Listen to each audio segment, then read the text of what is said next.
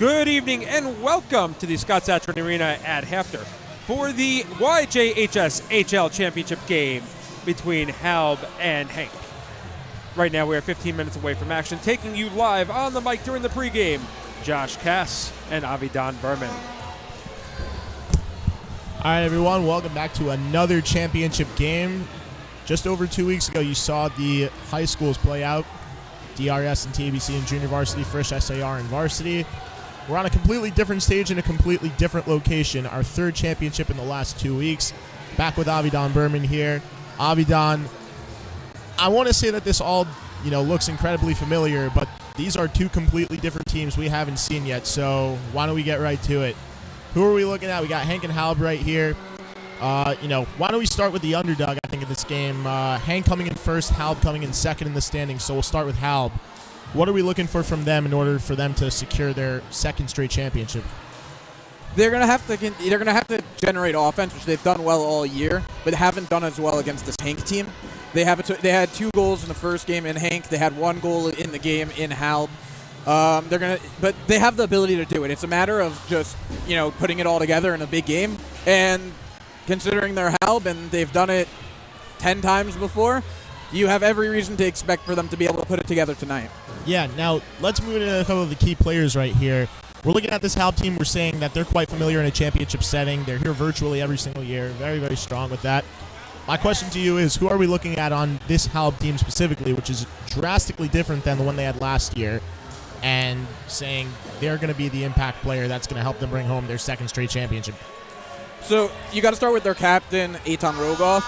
He's a leader for their offense. He has the ability to control play, get a shot off, and really get the game moving. Then on defense, you have Freundlich and you have Papilski. They have been one of the better defensive pairings all year. They've been able to hold virtually everybody they played against to low goal totals. And you look at them, those three are really going to be leading the line for this HALB team. Yeah, and I just want to also make an addition to that. Papilski and Ilan Freundlich, both of them impact games against YDE in the semis, which happened just under a week ago, Wednesday night last week in HALB. And let it be known, both of them, not only do they have solid defensive games, but both of them contributing offensively as well. They both have good shots, like to chip in a lot, very good at keeping the ball in, good at pushing the rush up the other way. That's something you might see those two guys do in this game specifically. On the offensive side of things, you mentioned Eitan Rogoff. I want to bring it back to also their other first lineman who's been with them this season in Gavrila Axelrod. And, I think that you nail. You're going to see a lot of their offense does run through them. They have a good job controlling the game. What are we going to see exactly from HALB's offense as a whole? Not just those two guys, but if they drop down to their second or third line as well. Well, it's important to note the guy who scored the goal in the last game for them, Max Katz. He has a great slap shot. He scored full court against a very good goalie in HANC. You have across the board. You have Ezra Taubenfeld, Ezra Hoshander. You have a whole group. They have the ability to score on all their lines. They have 2.5 lines of players who get in, and all of them can make a difference in the game. Yeah, and I think that you also mentioned something else. Is we're going to see 2.5 lines more worth of players. Shows that they're clearly comfortable rolling more than just their first and their second line, let alone in a championship game here. I just want to mention on the opposite end, I think that something that we haven't necessarily seen yet is a HALB team that's so to speak as young as this, because we're not seeing a boatload of 8th graders just entirely being the dependent. Last year, if you watched the championship game, you might remember names like Zevi Fuchs, Josh Lampert, Ami Marks, and obviously their goaltender and David Feldhammer, all of which who have left the picture there. So that leaves an entirely new group of players. And if you're looking at this HALB team, you're looking at a team of still not entirely 8th graders. I mean, if you were going to go back to last year's team and mention their captain this year, Eitan Rogoff, he was a third liner last year. And I don't exactly remember how much time he necessarily saw in the championship game, but I can tell you this, it's probably going to be much more time he sees in this game than he did last year. So I think it's interesting to see where this HALB team, is able to get or what they're able to get out of their players that haven't necessarily seen it all yet. So that's the interesting part about the HALB system, where if we're comparing, hockey programs, where HALB is pretty much exclusively a 7th and 8th grade team. So their 7th graders get that experience watching the team before them, and then while they might be third line, they're a very good third line, and they've been competing against guys a year older than them the year before, who helped them grow into the season. And then, you compare it to HANC side, where you could have 5th graders on the team. I mean, we're going to get to it, but they have a 6th grader starting tonight. Yeah. So that it's just two very different programs and two very interesting programs who've been dominant on the scene for as long as I've been around it. All right, so we touched on the offense, we touched on the defense. Let's take it on to the goalies a little bit. What do we see in Max Isaacs tonight for HALB? You're looking at a solid goalie. He covers his angles. He can get in front of the ball. He's athletic. He isn't huge in net, so it does leave holes at times. But he does a good job keeping the puck out of the ball out of the net. So you're gonna see a butterfly style also out of him, which is commonplace around here. So he's gonna be able to take away the bottom of the net pretty good. And if you're on the HANC side, when you're playing against the butterfly goalie, you're looking to shoot high. So that's what we're gonna see, at least out of him. Yeah, and keep in mind, I know that YDE lost 5-1 to this HALB team in the semifinals, but Max Isaacs did a very good job holding down the fort. YDE had a lot of pressure on him in that game to still have lost that game 5-1. It's not a slight to the way either of the team played.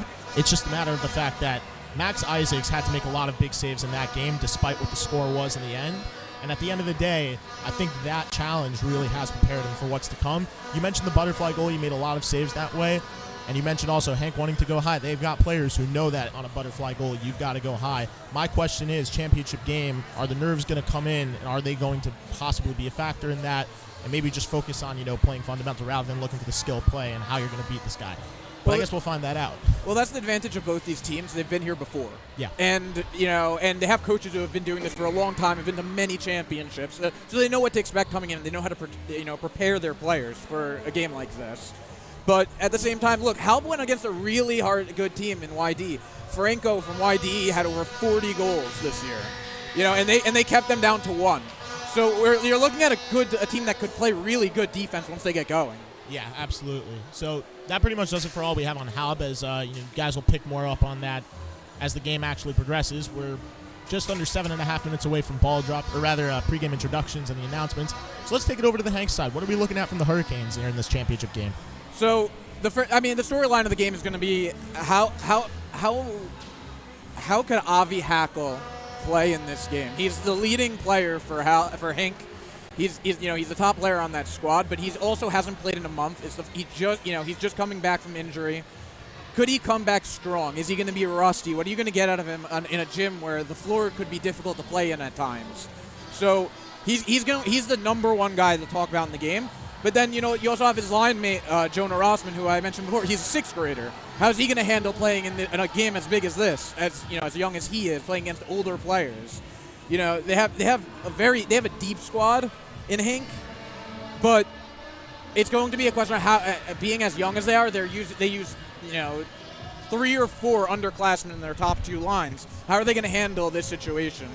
Yeah, and that could be something that Rabbi Harris is thinking about in this game. Is he going to stick to his development program? HANC's been a very good team. Even if you take away 2020 and 2021, where championship games weren't played because of the coronavirus pandemic, that if you want to even go back a little bit farther than that, back during the 2019 season when HANC was in the championship against HALB also that year, the previous year, I don't recall exactly. Oh, no, that was Hafter. So, yeah, you are looking at a good stretch of games where Rabbi Harris has played kids that have been on the younger side. We're not just talking about 8th graders, obviously, and even 7th graders. We've seen him go back as far as to play 5th and 6th graders in championship games before. It's nothing new to him. It's nothing that he's not accustomed to. However, with that being said, you do make a good point about the kids being there. For me, it's more house money.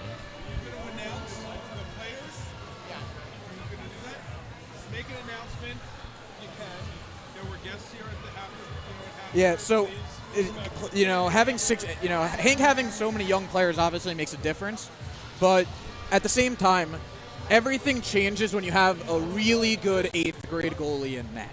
And that changes a lot of things. And having him being able to stabilize, in Itai Holtzman, him coming in and being able to stabilize his team, play really well, has been, really, really important for them. And with him fronting the line and with him being on the front of the line for them and keeping everything down, it's going to help the Hank defense, who, it's going to be it could be a difficult game for them. So, he's going to be an important factor.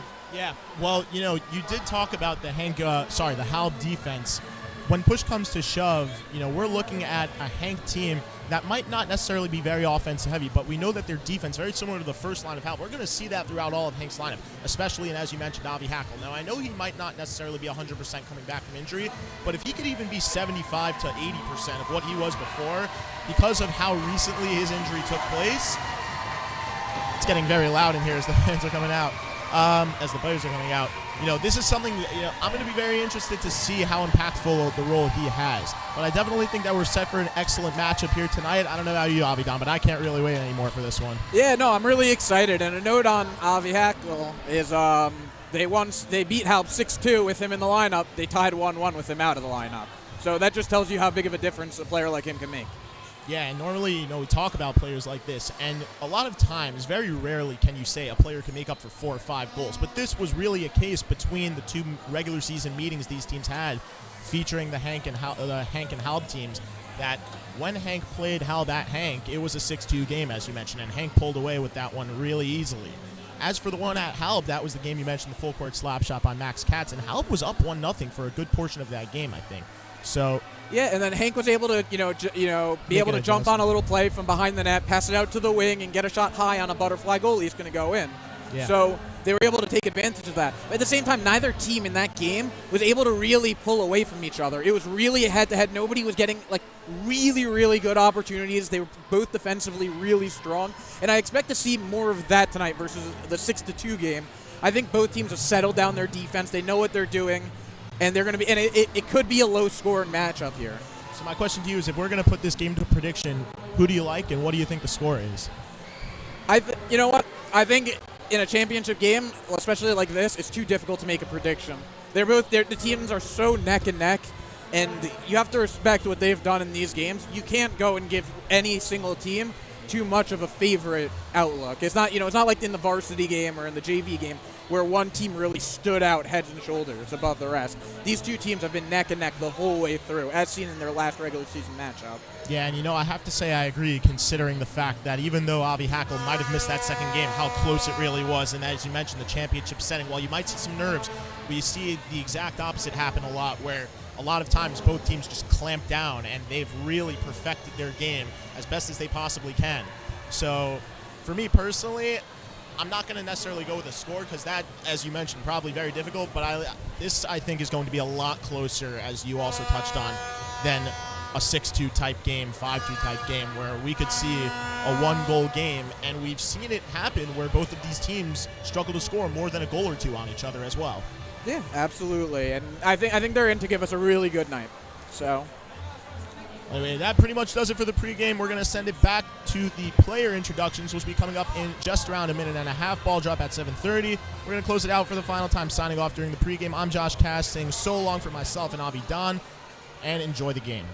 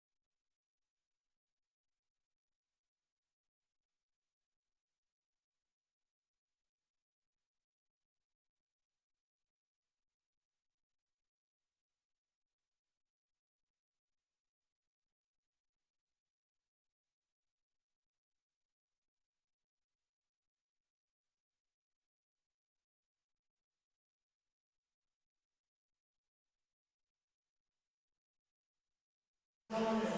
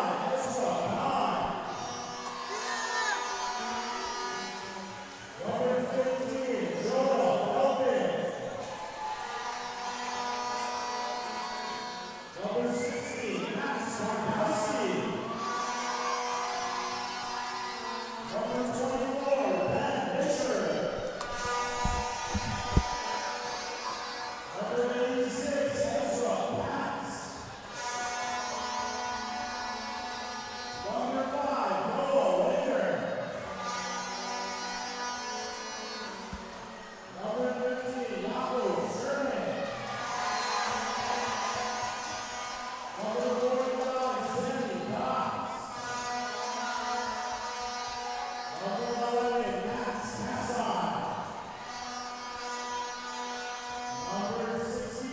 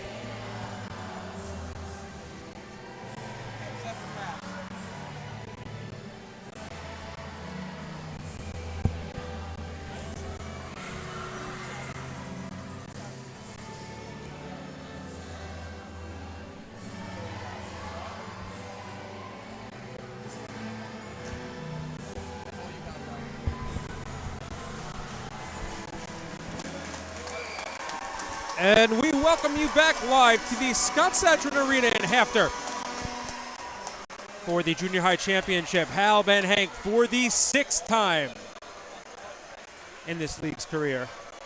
I'm Elliot Weiselberg along with Avidan Berman. Two of us have had plenty of opportunity to be on our sides of this matchup as well in the past. And we're ready to bring you the 2023 New York Junior High Championship game. The YJHSHL Championship between HANC and HALB. Avidan, for 5 years, it's been all HALB. Not for the last 5 years, but just for all 5 years that these two teams have played in this game. All HALB. What does HANC have to do tonight to turn the tide? They're going to have to get something going on offense and score early. Striking first is so important in games like this. It gives you so much momentum. And once you get a hold of the momentum of the game, you're going to be able to take advantage. Right off the bat, you see a little bit of a height advantage. YJHSL Championship game is now underway. Aaron House smacks it with his hand. Ball gets put down in front. Sent out of the zone. Rossman running with Popilski. Got a scrum in the corner. Freundlich coming out with it. Sends it out of the zone. Aaron House. Dumps it back to the HALB zone. Freundlich tries to clear it out. Cannot get it past Hackle. Hackle coming back from injury. Comes around the net. Tries to jam it in. Ball behind the net. Hackle sends it behind. Freundlich will pick it up. Send it out of the zone. Aaron House. That's going to be a matchup to watch. Is Freundlich and Hackle. Both have size here.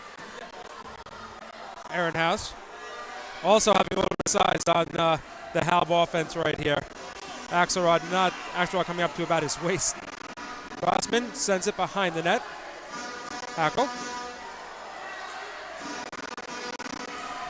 It's going to be interesting to see how these players adjust to playing on a rubber floor versus what they're used to with the wood. Well, right now it's a little bit of a scrum and dump and chase game, so we'll see if that evolves as it goes along. To the middle, Rossman has a chance. Tries to send it through again. Just passes by the post. He had that post open. Freundlich sends to Axelrod. Picked back up. Ritter. Rossman sends it. Cannot get it past Freundlich though. Aaron House off the boards. Deep into the HALB zone. Freundlich. As we see a 2-on-1. Axelrod. Popilski takes a shot. Saved by Holtzman. A little bit of an ill-timed change there. Almost led to a 2-on-1 for HALB. Yeah, the Rogoff wasn't able to see it coming down the wing. But they had the opportunity for a 2-on-1. But you even saw off that shot that Rogoff just took, the rebound started bouncing and started going over sticks. And it's something all the players are going to have to adjust to as this game goes along. Herskowitz, Hoshanter, Taubenfeld, and Katz on for HALB. Ackerman, Weitzman. We have a play in front of the net. Ball's loose, covered over by Isaacs. And we'll get a whistle, 9:52 to go. So we're seeing HANC send 3 players deep into the zone on offense and trying to get a lot of offense around the net. Weitzman lining up the face-off circle. HANC gets it. And a nice shot on net, backhand, saved by Isaacs. Ball rolling around the middle. Ackerman. Ackerman trying to come around the net. Weitzman helping him out down there. Weitzman being challenged very effectively by Taubenfeld. Ball gets sent out to Holtzman. Holtzman will get a whistle, 9:33 to go. HALB needs to start trying to generate some offense deeper into the HANC defensive zone. HANC is really controlling play right now by being able to move the ball back and forth behind the net and get shots to the front of the net. Definitely using their size down low to sort of create space and create passing lanes behind the net. But now the risk sets in where HALB could go and have odd man rushes like they almost just had now. Ball sent out of the zone. Ackerman running with Katz. Silberger helping out. Ball comes to the line. Backhanded in by Marilis. Silberger trying to backhand himself. Ball rolling around the middle. Goes behind the net. Ackerman. Ackerman trying to curl. Does. And it looked like a save. That was a fantastic save. And we're going to have a whistle. Max Isaacs is getting tested early here, and he's really holding up the test. That was a really, really good save on a curl out. And, he's really keeping them in the game right now because HANC could have scored already 2 or 3 that he's taken away. Right now it's the big bodies in the middle that are allowing for shots like that. So we'll see whether or not HANC can actually keep that up and take advantage of it. Normally it's been HALB in this matchup with the big bodies that have been able to do that, and HANC finally getting their opportunity at something like that. First line's back on for a first line for HANC. HALB going with their third line. Ball goes to the middle. Shayevitz tries to curl around. Misses the mark. Ball comes out of the zone. Hackle tries to send it to the middle. Rossman can't get control of it. Hackle and Freundlich. Freundlich coming around. Sends it out. Aaron House. Out into the HALB zone. Freundlich. A lot of dump and chase going on. Very early as Both teams trying to settle into this floor. Ball bounces up in the air. Heller into the corner after it. Heller being hounded by two HANC players. This HANC team is very happy to get physical in this game right now. Especially with a much smaller team. Popilski can't control it. Hackle moves in with it, cannot control it, gets another chance, and a save. Hackle and Popilski in the corner battling. Hackle's got to get his other hand on that stick. We have ourselves a little pile up in the corner, and they'll blow the whistle, 7:43 to go. That could have to do with coming back from being hurt. You're shying away from the arm that you hurt a little bit, so you're just trying to like whack one in with the other hand. Still got to have two hands on the stick because if you're not very careful, player moves the other way, you're called for a hooking penalty. Oh, absolutely. If you miss the ball, it could end up in problems. You don't have as much control over the stick. But he was able to get himself to the front of the net and get an opportunity. Looks like we have a little confusion on the HANC line. Hackle and Ackerman. I think it looks like they may go a little 3-1, or they're going to have Hackle drop back on defense. Ball backhanded out. Hackle with the ball. Tries to send it in the middle. Cannot get there. He's got Katz on his back. Hackle comes around. Tries to send it to the line. Silberg cannot keep it in. Ball sent back into the HALB zone. Katz winds up. And now Hackle's sitting back on D. HANC touching up. Katz misses a clearing attempt. Weitzman with Katz on him in the corner. Weitzman back to Silberger. Silberger with the shot. Goes a little bit high. Tabenfeld. Taken away by Weitzman. Weitzman sends it down low. Ball in front. Got a couple of hacks at it by HANC. Comes back to Silberger. Silberger able to keep the ball in. Hackle. Turns. Goes through the middle. And out of the zone. Silberger. Rogoff. Nice shot on net. Does not get through. Hackle. Kept in by Freundlich. Hackle. Ball comes out of the zone. Weitzman. Weitzman, if he looks up, he has a player who went a little too wide. Ball bounces up in the air. Freundlich plays with his hand. Kept in by HANC with a hand. And now we're just going back and forth from the line to the middle of the zone. Weitzman tries to keep it in. Tabenfeld sends it out, and we're going to get a little bit of change there. Weitzman tries to clear it. Freundlich keeps it and sends it across to Rogoff. Rogoff tries to go to his backhand, back to his forehand. Silberger doing a very good job playing defense on him. Marilis and Axelrod. Axelrod coming around the net. Axelrod tries to send it through the middle. Freundlich now gets it. Freundlich down, tries to get it through the middle also. Oh, Axelrod had an opportunity on the outside of the net. We're looking at both teams playing a 3-1 in the offensive zone, and it's forcing them both to be 3-1 in the defensive zone. It's really an unusual matchup for your Shiva League game. Silberger down to Popilski. Popilski coming around the net, tries to clear it out, hits off the boards. Kept in by HANC. Ackerman tries to backhand it to the net. Has to make a save, Isaacs. Holtzman pounces on it, and he'll cover up with 5:19 to go, first period of play. Nothing. So, to start this game, Freundlich has been probably HALB's best player so far. He's really been holding down HANC's offense and keeping them away from the really strong opportunities that they could potentially create. He's really just holding the line. I think the biggest thing, the contribution that he's made, is sort of limiting Hackle with just size on size. Absolutely, but even here, right, he takes the ball away. He's taking two guys away. Behind the net, Rossman sends it. Kogel can't keep it in. Ehrenhaus. Ball to the middle and a save by Holtzman in front. Sent out. Freundlich. Ehrenhaus out to Freundlich.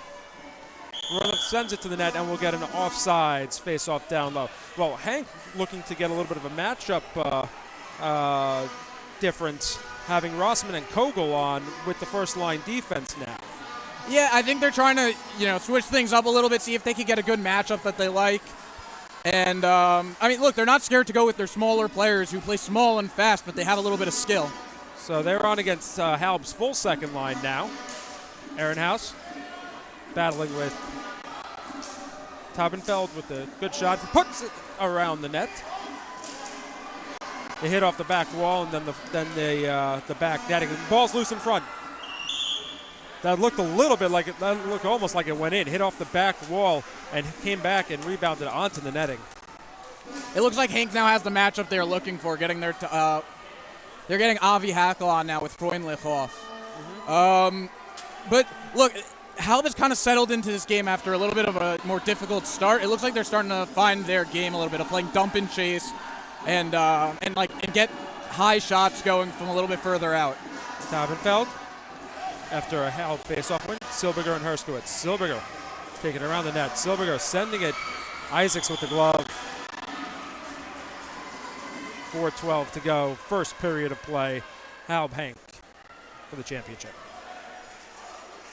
Both goalies look really comfortable playing in this game. It's nice to see how they're handling, how difficult the situation this is. Well, we have one goalie that's played in a championship game before, and then we have one who hasn't played, and he's standing up to all challenges so far. Absolutely. Look, he's been the goalie who's been challenged more, and he's held up really strong. Shavitz sends it down low. Heller coming around.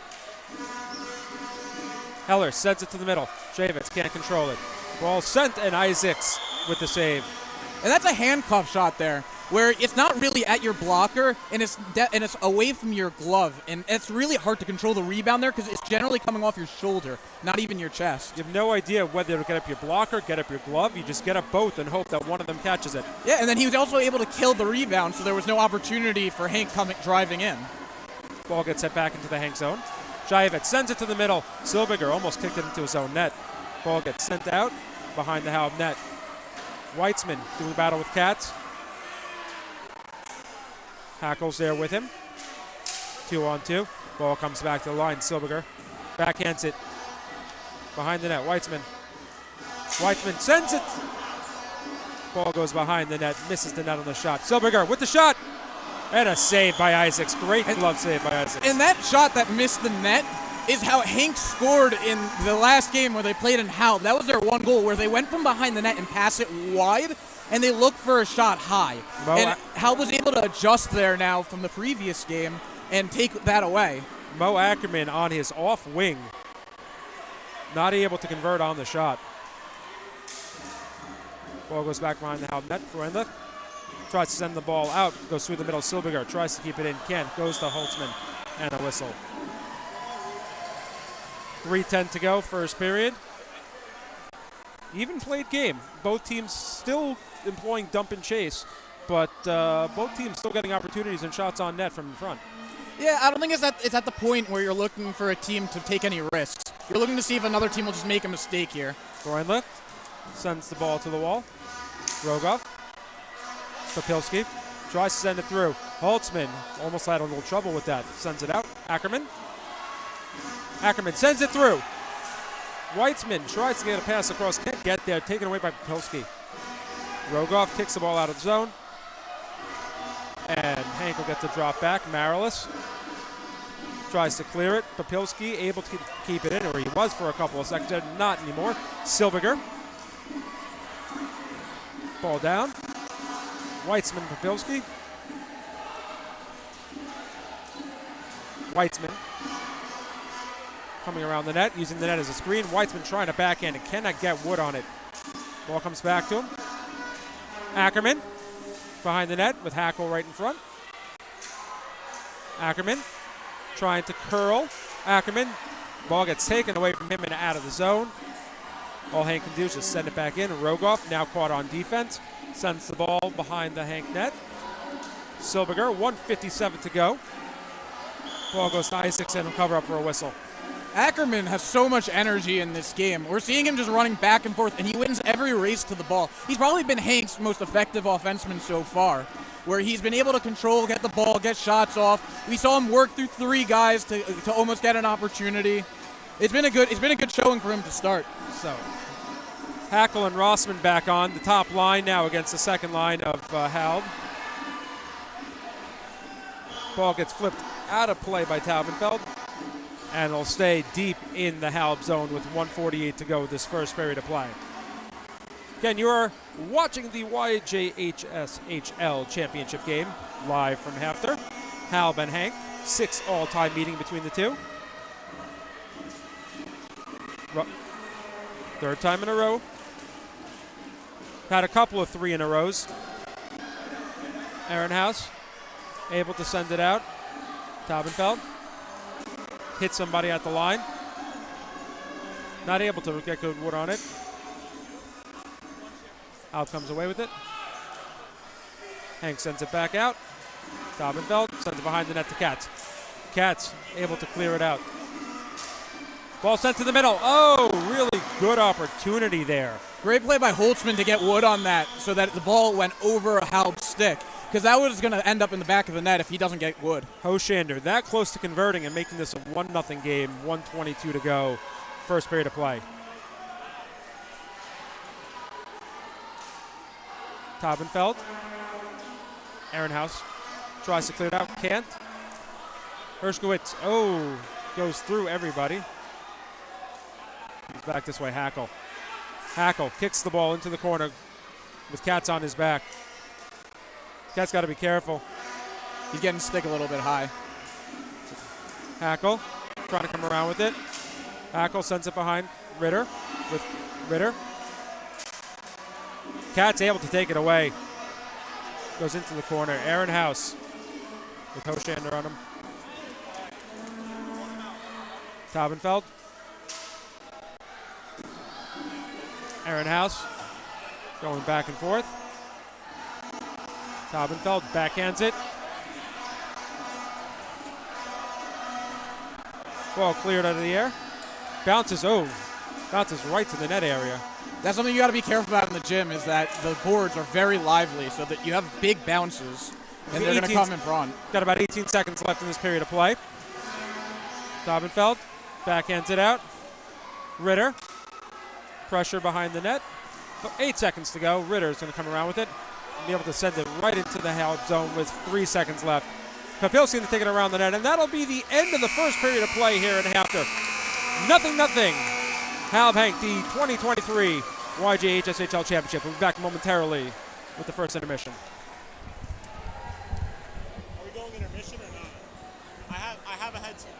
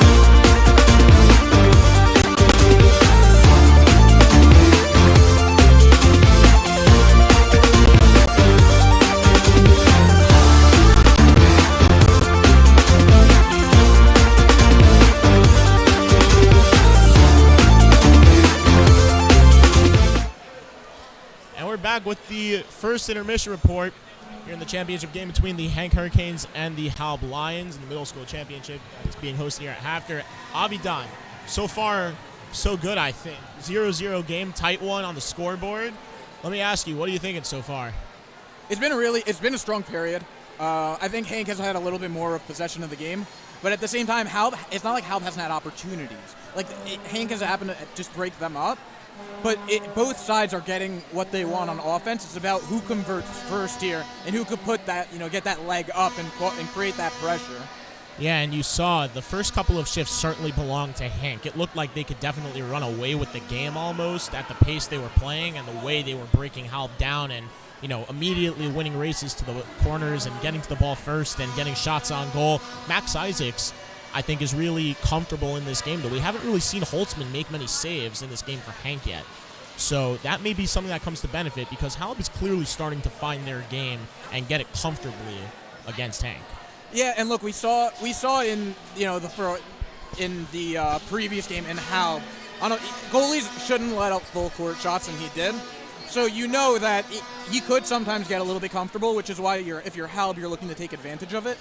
But at the same time, I think it's important to really just talk about how well Max Isaacs is playing, because he has been outstanding. He's the difference in this game, because because of the way that the beginning of the game went, it very easily could have been a 3-0 game in the first 3 minutes of the game. But he was holding down fort. He takes away the bottom. He's not dropping every single time. He's keeping himself up on high shots. He's controlling his rebounds. He's been the star of the game so far. Also for HALB, being their best player, that's important. Are we picking up on the fact now that we've seen Avi Hackle play offense the first couple shifts, and then he plays a shift on defense just to kind of keep him on the floor, and in a way they're double shifting him, but he's not as mobile defensively, even though I overheard you and Elliot talk about it. Hank is going full out right now. They're dropping 3 down, and they're dropping 3 down frequently. Yeah, look, that's Hank's game, though. They do this in every game. That they try to get a lot of offensive pressure, and they try to protect their own net. So they're always playing a 3-1 in each zone. So 3 offensemen in the offensive zone, 3 defensemen in the defensive zone. And there's always a player who's shifting back and forth, or 2 players in this case shifting back and forth. But at the same time, Avi Hackle, he with his size and his ability to be mobile, it allows him to do these things and use him as a utility man. Where because they send 3 deep in the offensive zone, he could be a defenseman and then also help out in the offensive zone and finish off opportunities. But at the same time, for Hank, though, I think the biggest standout has actually been Mo Ackerman, because he isn't the guy that we spoke about in the pregame, but he's running as fast as he can. He's the fastest kid on the court. He's a fast kid on the court, but he's also physical. He's not a small kid. Usually, you have the fast kids in this age group be a little bit shorter, but he's at the very least average, not above average height. He's strong. He knows what he's doing. He knows where he wants to go with the ball, and he's probably been the hardest player for HALB to handle, actually, which was a little bit unexpected, but it's important to say. Yeah, one thing I want to see a little bit also on both sides that we didn't touch on. We hit on what everyone was doing well so far, but I think that the very big comparison right now is that you've got Elon Freundlich who's not bringing the ball up as many times whenever he has a lane like that. I think if HALB wants to create a little bit more offense, which they're not necessarily getting with shots, but they are with zone time, maybe see him start to shoot from farther.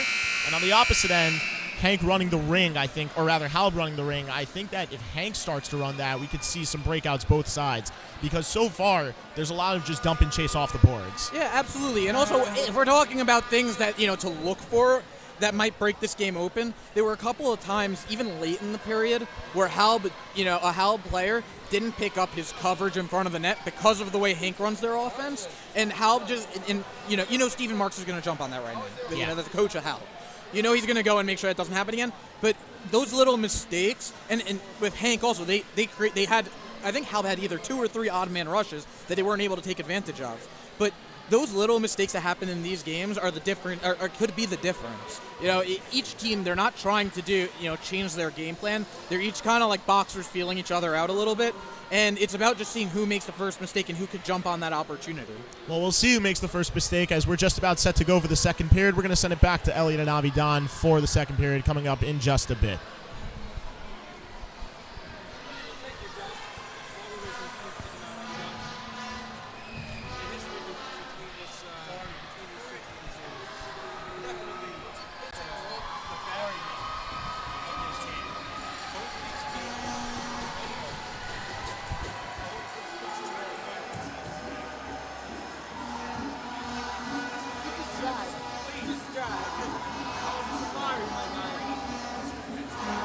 Yeah, look, when you're a student in either of these schools, you know who your rival is. And it's Hank as HALB. Because these players see each other so often in big games, and it's almost always such a tight game that, it breeds a nice rivalry that goes on, and then, it makes games like this a little bit more special when it's Hank HALB. Even though HALB really has been the dominant force, they know when they're playing against Hank in a championship game, it's a big deal.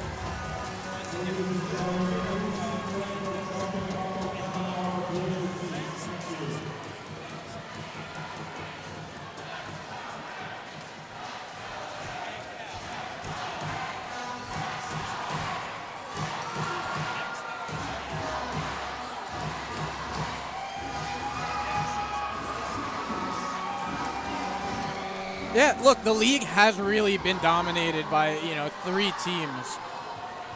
We'll say 4 teams even with Hafter and Hartora there. It's been those, these 2 and then those 2 who have really taken control of the league and been able to develop talent. But we're starting to see other schools start to build up a little bit. 6 years ago with YCQ was able to jump into the fold. You're looking at some Brooklyn schools who might have a little bit of talent, right? YDE just went to the semi. Yeah, North Shore was able to put together a championship run.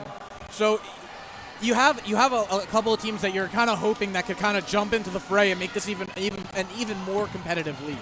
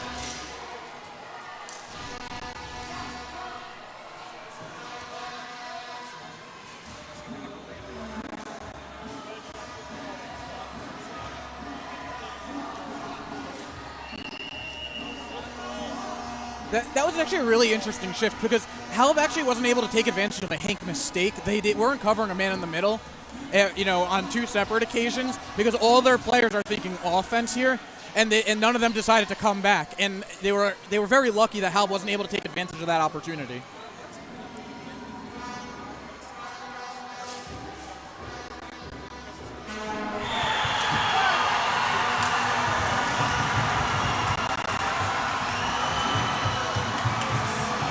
That was a snipe right over the blocker by Freundlich. I mean, Holtzman just couldn't even get there with how fast that shot came off and where that was placed. It was a wonderful shot.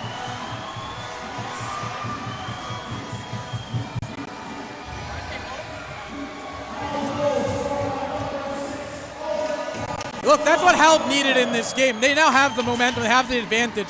They're going to have to try to get HANC on their heels here.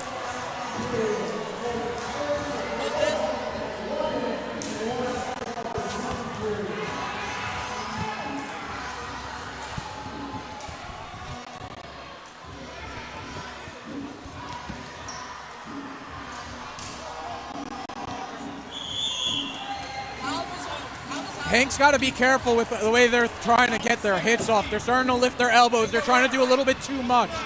And they got to be here because if you take a penalty here, it could be a big blow to them because HALB knows how to score on their power play.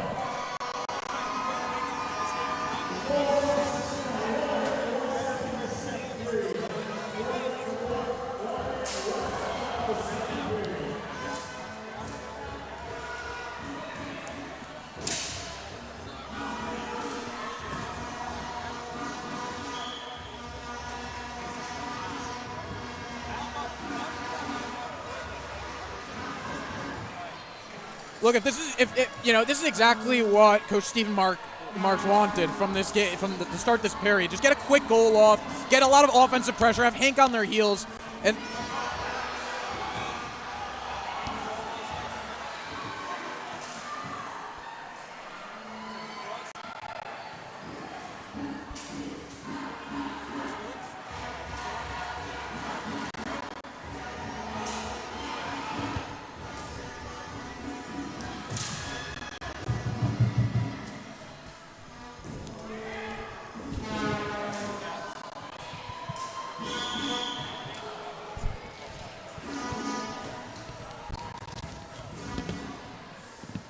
HALB's looking a lot better. They really are. They're getting to they're getting to the ball first. They're feeling good about themselves here.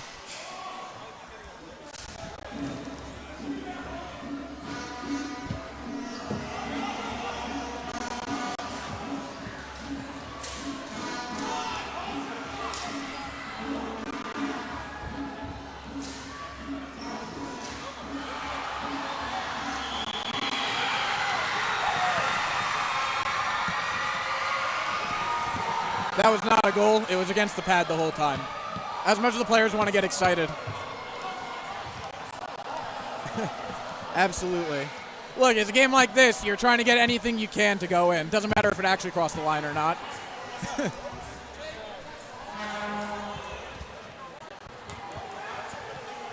Look, you get some of the best referees for these games, so they know what they're doing with this. What?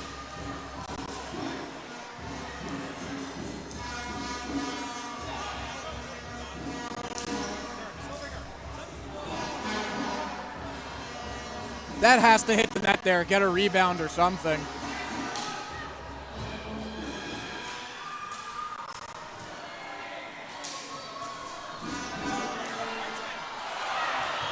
Wow, what a save. Max Isaacs is keeping them in this game. Whenever Hank starts getting going, he just shuts it down. He's in perfect position. He's getting to every ball, and he's not allowing rebounds.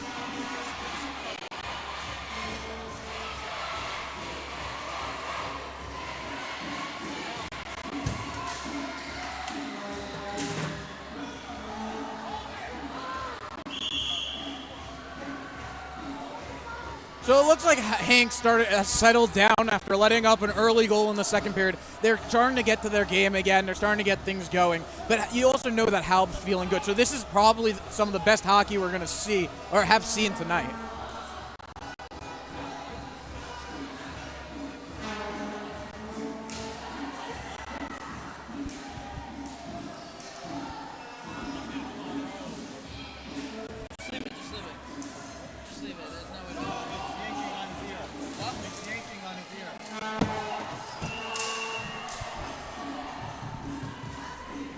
Yeah, he's trying to cut off the HALB defenseman from coming backwards because HALB could only take an offsides there or move backwards. So he's trying to take away an option, just went a little bit early.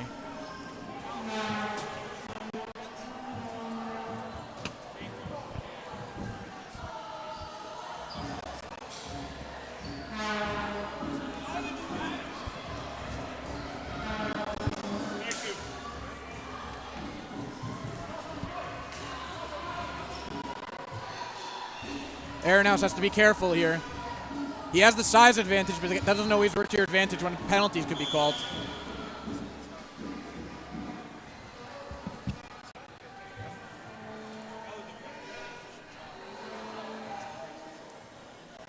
Yeah, he's very comfortable with the ball on his stick, and he's not worried about the size disadvantage.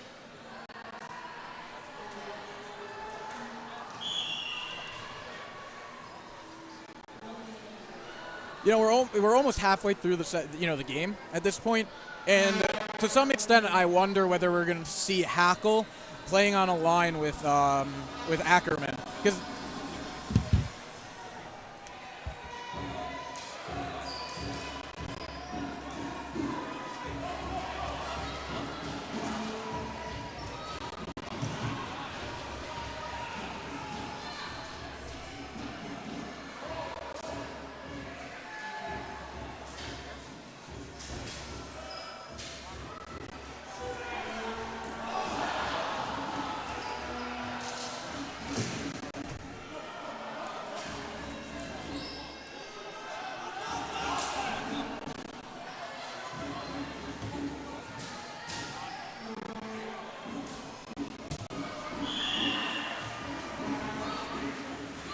you know, the opportunity for Rossman in 2 years from now when he's in 8th grade will look very different.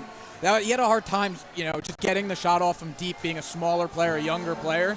And as he grows, that's going to become more better and better opportunity for him.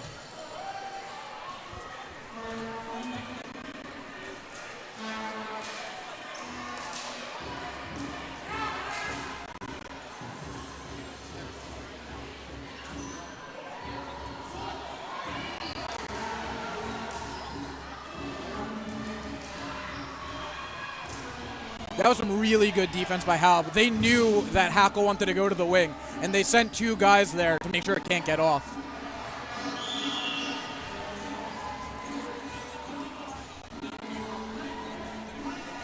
I think we could say that the 2 players for HALB who have made the biggest difference are Freundlich and Isaacs.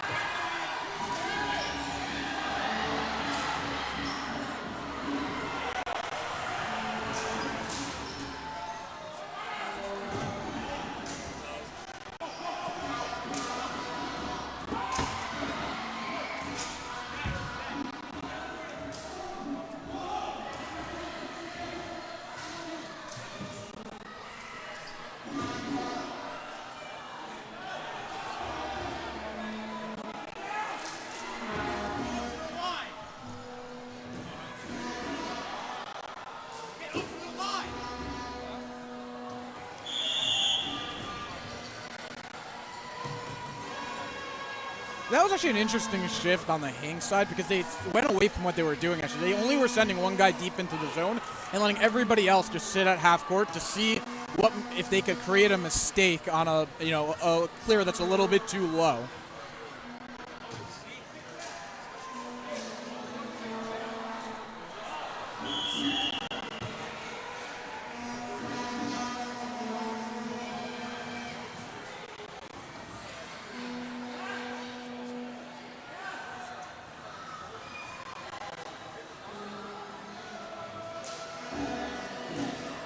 Well, it's interesting because HALB last year was a much bigger team than HANC, and they were actually able to take advantage of that with Lampert and Marks.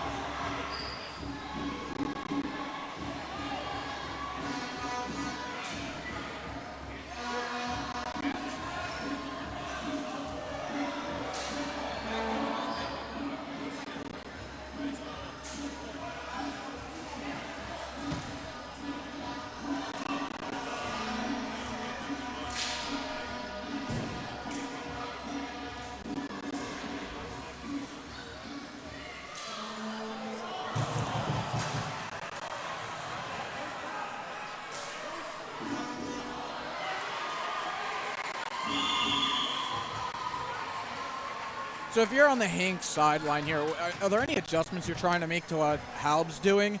And if you're HALB, are you happy with the way this is going?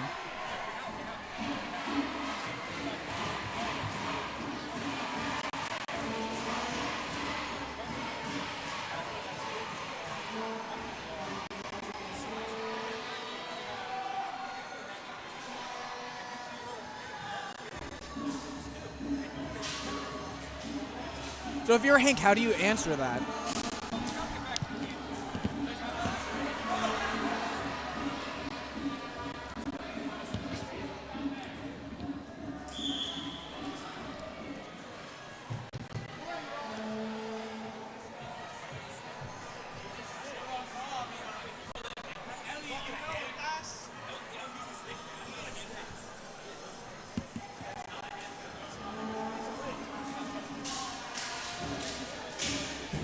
I've seen some referees call it where it's where you're close enough that you're preventing another team from getting possession.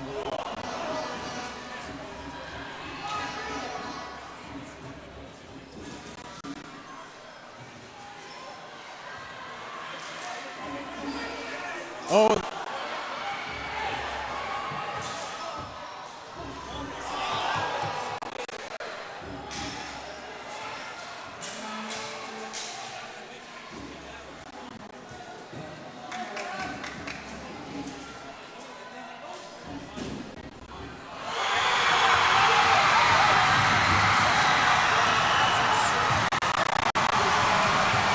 And Hank just got the home team bounce right there. That's the live boards taking effect. It's so hard for Isaac to adjust that. Where the ball's coming off the wall, you're not exactly sure where it is because it's so fast and coming behind you that all you want to do is get to your post. When you're getting to your post, you're actually knocking the ball in the net. He's been outstanding all game, and that's such a difficult play to be a goalie against, especially when this isn't your home gym.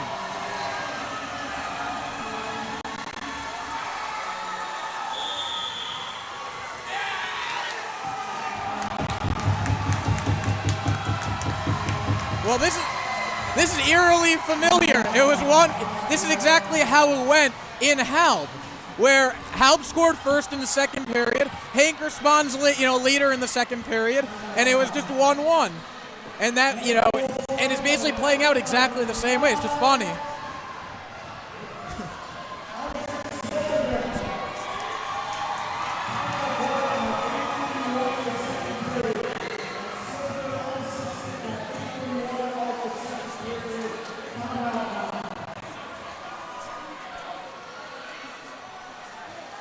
Yeah, when you get a bounce like that, you kind of feel like the hockey gods are on your side a little bit. And, as a player, it does give you a little bit of an advantage, like a little bit of an extra boost. Going forward, even when it's not going as well let's say in the third period or so, you're like, oh, remember that goal. Like, we just got to do that one more time.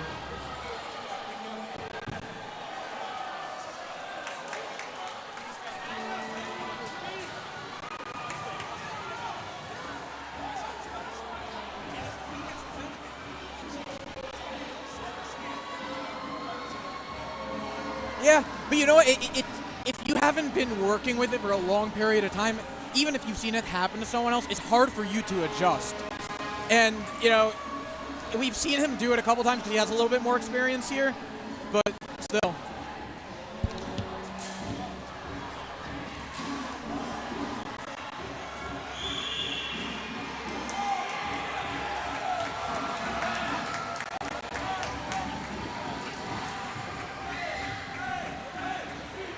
If you're HALB here, you don't want to get too caught up in a bad bounce.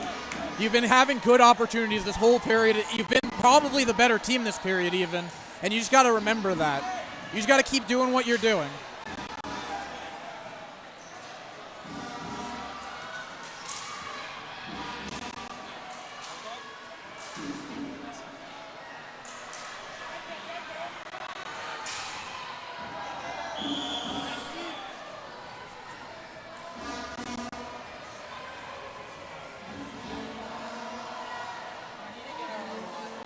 This is an interesting matchup for Hank because this is probably HALB's smallest, defensive pairing, and they have Hackle going against them.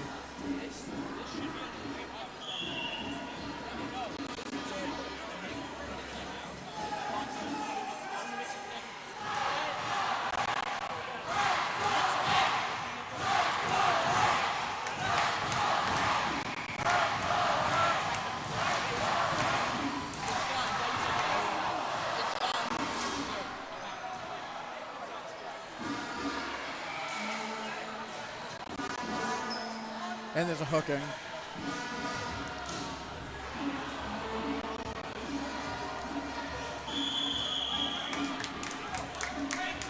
Yeah, he got caught there. It's tough, and then once your stick's up there, there's really nothing you can do to try to get yourself out of taking the hook.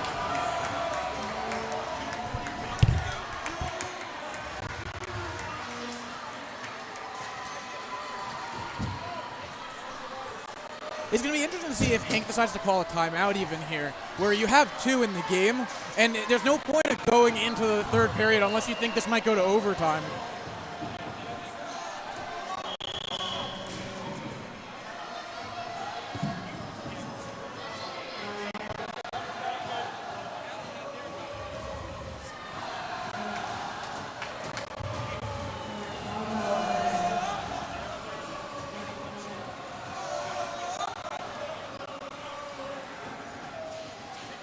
in this case, it makes sense. But the interesting thing is there are actually statistics behind a timeout actually being better for the defensive team because it allows you to organize your defense. And now HALB has an opportunity because they've seen HANC's power play already in 2 games. They know what HANC's going to try to do. And while you've practiced and practiced, as a coach, you can now bring it back and reinstill what you've been teaching and what to look for and make sure the kids really remember what they're trying to do.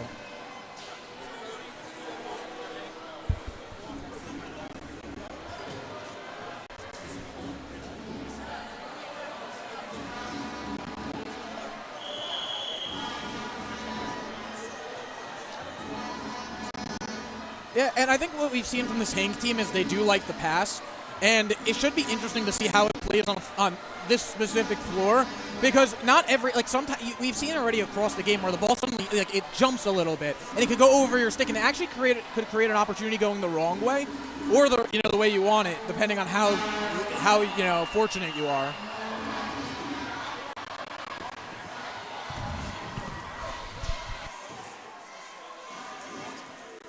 And HALB has sent out their size. You have Rogoff, Freundlich. I can't see who's taking the face off. What a save.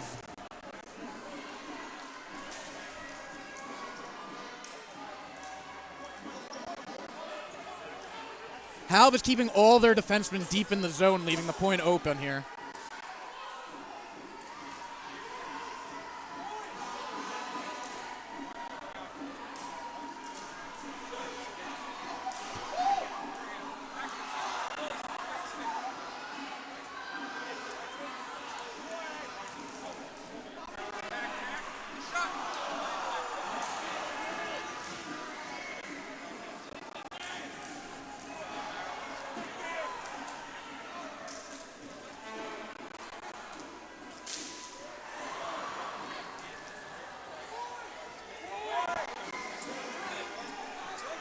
What a save.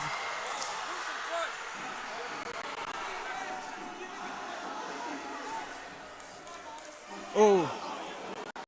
And that's the floor right there.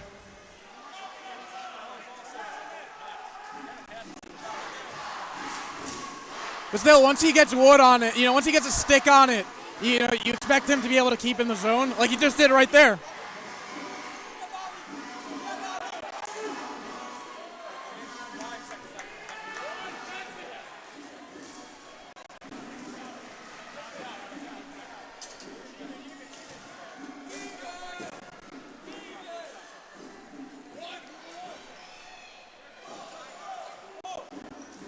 Good power play and good kill on each side. Got opportunities, but also defended well.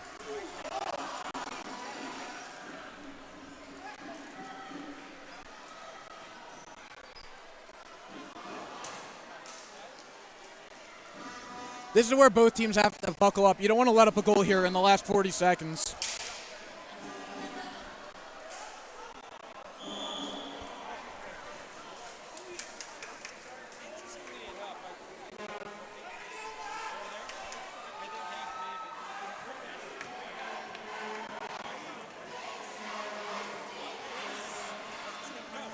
But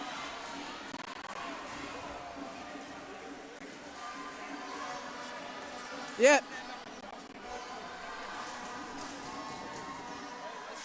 It's an interesting bit of chess, and we'll see if it works out the way they want to. They do have Kogel and Hackle here, so you have the size and you have the speed.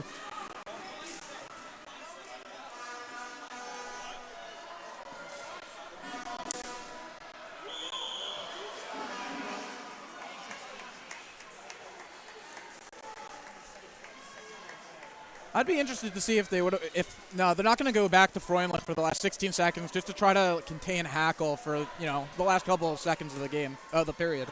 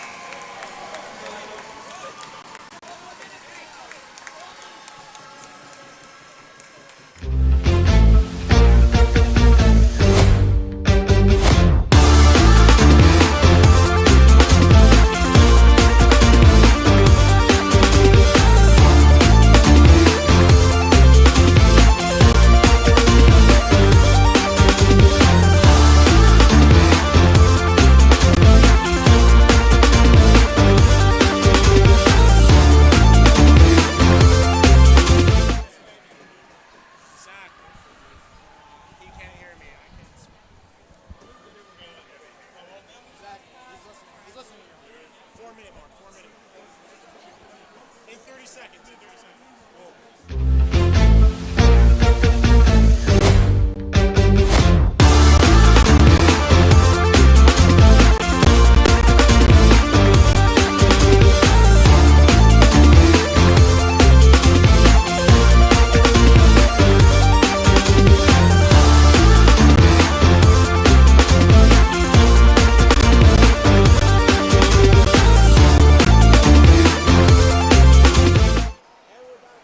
Your mic's not on. Good. We are back here with the second intermission report here at the championship game between the HANC Hurricanes and the HALB Lions. Avidan, in my opinion, tale of two halves of a period there. All HALB in the first, all HANC in the second. What about you? What are your thoughts? I think it's getting really interesting. We're seeing the coaches play chess with each other. They've both already used a timeout. It's becoming a really interesting matchup. It's one of the best. It's probably the best game that we've had in a middle school game so far. And it's nice that it's in the championship game. We haven't, on one side we saw HALB with a really nice goal. I mean, Freundlich, it was an absolute snipe. Yeah. And then on the other side, HANC was able to get a good bounce off the back wall. But they've had a lot of opportunities where they've deserved to score, and Isaac's basically pulled it out of the net. So it's just been really strong going both ways. Yeah, you mentioned Freundlich with a snipe. Can't do it any better than that. Face-off went directly back to him. Goes bar down, top shelf. Can't do it much better than that. And on the other end, you mentioned, I don't want to call it an ugly goal, but, it's almost, you can never really fault a goaltender for a goal like that. It's a wicked bounce. It comes off the back wall, hits him in the back post, and he got to his post quick enough. That wasn't the question. It just shows how crazy these bounces can be sometimes, I think. And keep in mind, HANC is not used to having both sides of their gym play that way. They do have one side where it's completely wall. But even that wall is not as bouncy as these walls. Yeah. If you get it high off the brick, you'll get a big bounce. But they have padded walls, so it actually generally dies behind the net. Where even HALB though, HALB also, right? Like they have, I guess it's one side brick, or is it both sides on board? I believe that they are both sides brick. But the thing that I'm also looking out for is if you pay attention to the differences in the amount of space behind both nets, in this gym, there is way less space behind the net. So between wall and the back of the net, or at least if you want to talk about not the back of the net necessarily, because that's not the part that matters, but the post and the crossbar, there's far less space behind the nets in this gym and on this court than HANC is used to defending behind the net in their own gym. And HALB on the other side also, you got to take into account, there's not as much space. HANC is one of those gyms that has a lot of space behind both nets. HALB has more space behind the net in their gym than this gym, but not as much as HANC does. So you would think that you'd possibly think that Max Isaacs might be used to playing bounces that way. No, you know what? This is probably the most difficult gym to play in as a goalie in a way, because of the way the ball moves different here. Spin could do different things to the ball when you have a stickier floor. The walls are really hard, and you get in spin on a ball off these kind of boards will actually could take it behind the net. It could take it to your post. It's really a difficult play. But I think overall, we're looking at two really teams that have felt each other out, and now they're going to attack in the third period. It's going to be interesting to see if HALB could take advantage of actually the mistakes that HANC was making, because HANC was not coming back on defense every single time. HALB was able to go, and the play was getting broken up. But if they could get just one ball to just fall to their guy in front of the net, it's a really good opportunity to score. Where HALB has clearly practiced HANC's, sending three guys deep system, so they've been able to adjust for it. They know where HANC wants to go with the ball, and while HANC is getting their opportunities at times, as good teams will always do, HALB is clearly prepared for it. So it's a question of whether HANC can make sure that they don't continue making the mistakes they were making, and could they take advantage of what they have in the offensive zone against HALB. Well, we'll see. And you mentioned making mistakes. HANC fortunately ended up with the only power play, and so far it's been the only power play of the game. And might I mention, no Avi Hackle on that power play, and that was a really good power play. So we were talking about it, how we think that Rabbi Harris might have been looking for after the power play to have HALB's second unit of defense on, so that their best player could go. So HANC's best player could go against a little bit of a weaker line or a tired line. So to give HALB a little bit something to think about. HANC wasn't able to score, and then they only had 30 seconds on the back end, so it didn't play out exactly the way they wanted to. But HANC had a really good power play, and good saves had to be made. So you can't, you have to respect the decision on both sides, and both teams played it well. Well, it's coming down to one period in regulation left, and let's hope, I know Elliot hopes that this is not going beyond 3 periods tonight, but ironically enough, both the high school championship games went beyond regulation, so we'll see what we're in store for. But one thing we know for sure we're in store for is one heck of a third period, and it's coming right up very, very soon. I'm going to send it back to Elliot and Navi-Don. This is Josh Cass signing off with the second intermission report. We'll be back shortly.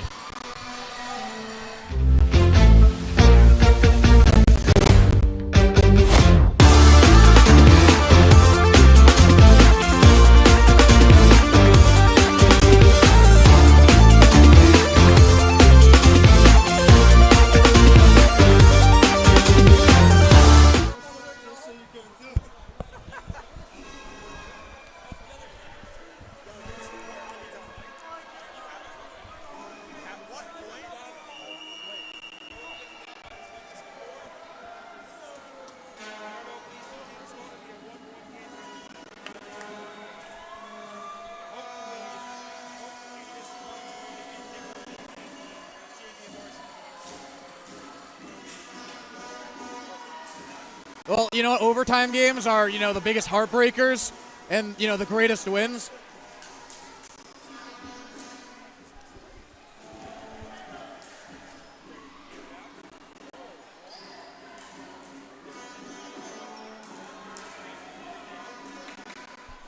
That was a great defensive play by Popilski.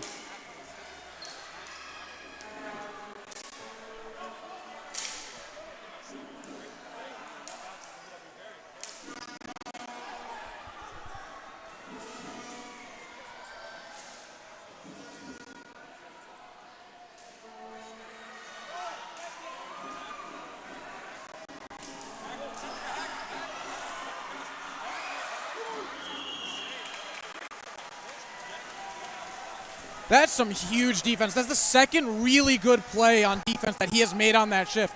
Those are the type of shifts that you need in championship games. Because if you don't make those, you're going to have a hard time winning.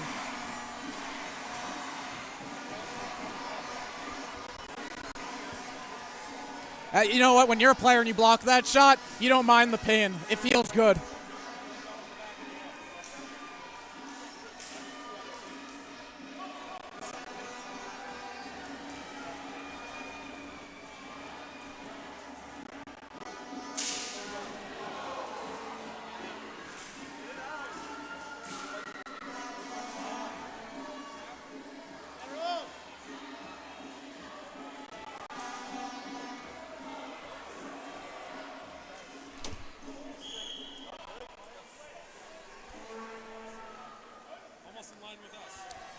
So Hank's got to be careful in the middle there, even with a man standing next to the HALB offenseman. If you're not on a stick, then you standing there is just you standing there. So, if that hard pass would have went to a HALB player in front of the net, it's an opportunity to score.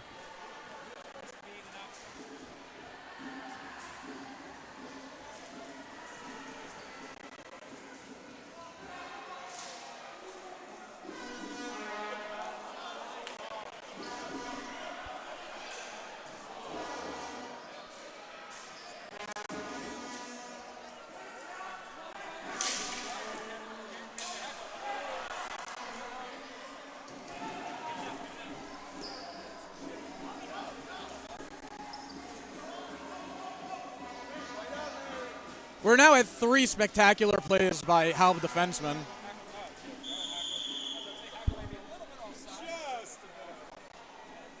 That's going to be a face-off deep. That's going to be a face-off deep now, too. It's a tough offsides to take.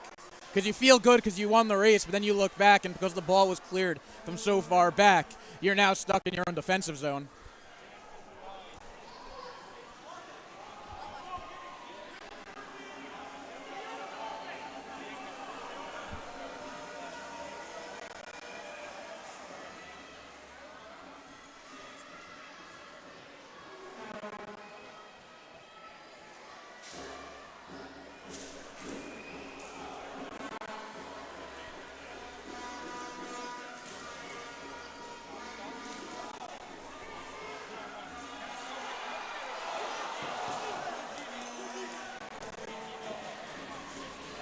He knew what they were trying to do there.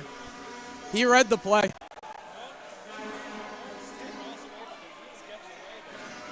As a shorter person, I can't relate to being able to make that defensive play.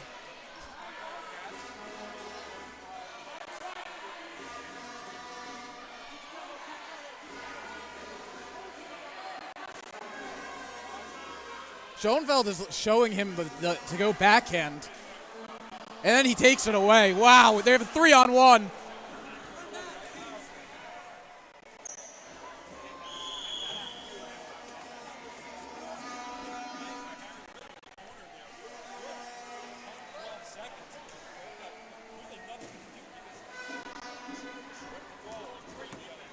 He was making him think that the backhand was open by putting his stick on the forehand side. And the second he made his hips turn, he flipped to the side of the stick, and he just takes away everything.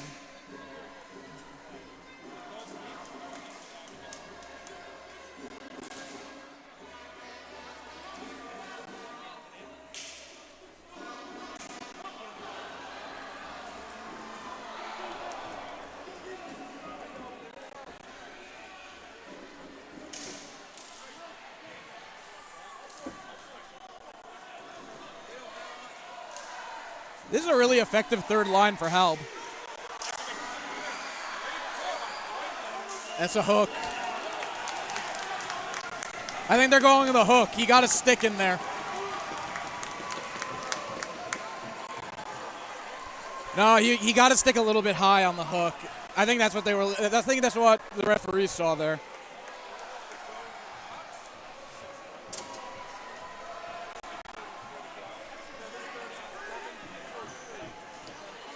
And we'll see if HANC is going to look to do the same thing they did before with their power play. Because Hackle could really take advantage of, not having Freundlich on the floor.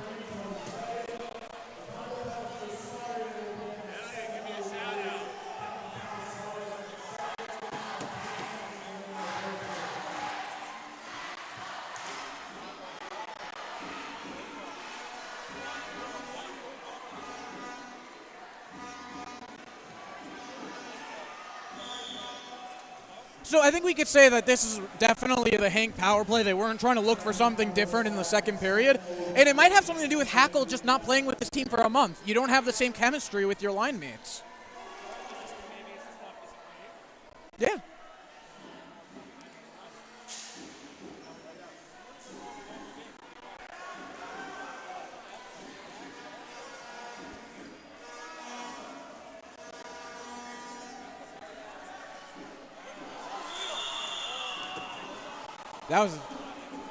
That was a nice little drag from Marilis. We haven't seen that from his game yet today, and he just showed it on the power play. If they could have just kept their footing at the line, it would have been an interesting, 3-on-2.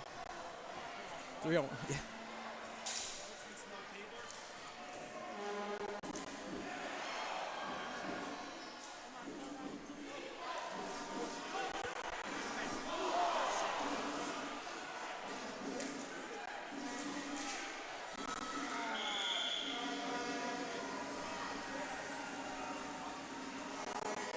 That was a great save by Isaacs with the blocker. It's not easy to go. It's not easy to go across your body and still make a blocker save.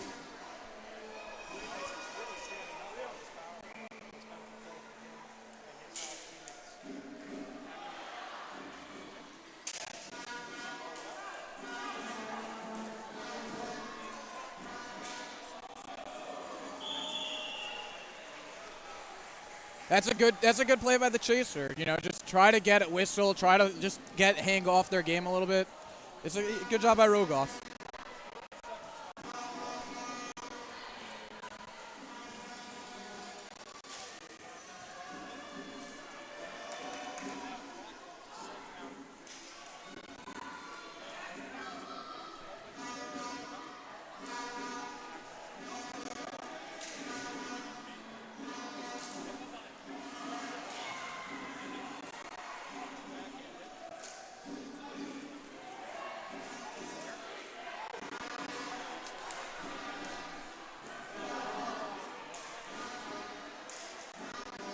He had the blocker there too.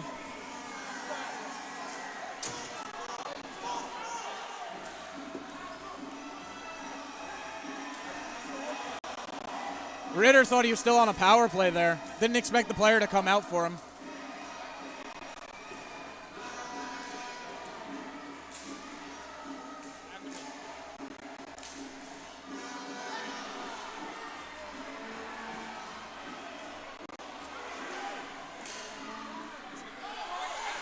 Oh, he almost...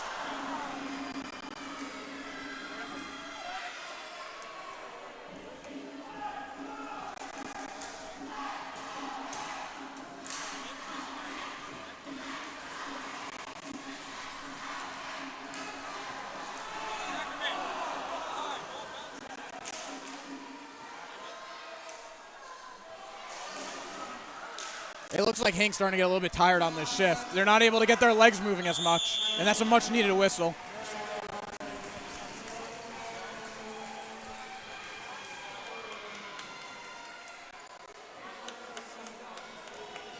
They're also their first-line defense, though.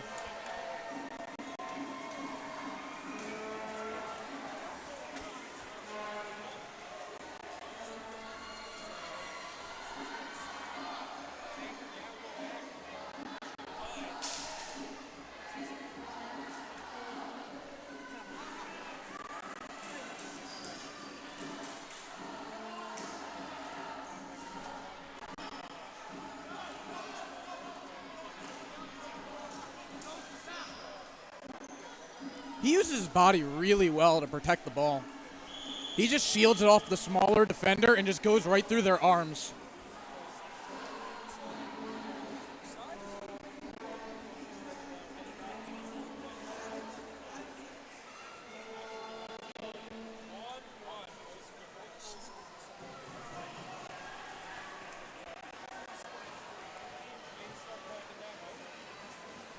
Yeah, you tighten it up. You want to have your players you feel most comfortable with, not to make a defensive mistake, but also take advantage of an opportunity.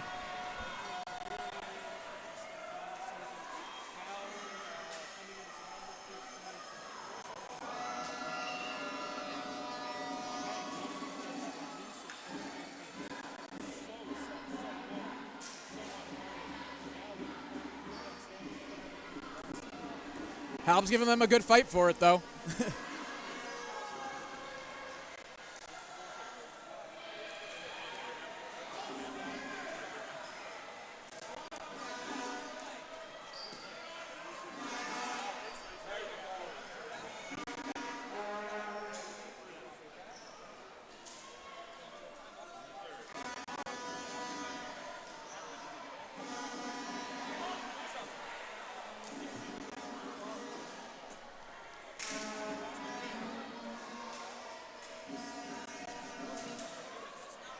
Hackle might be getting a little tired.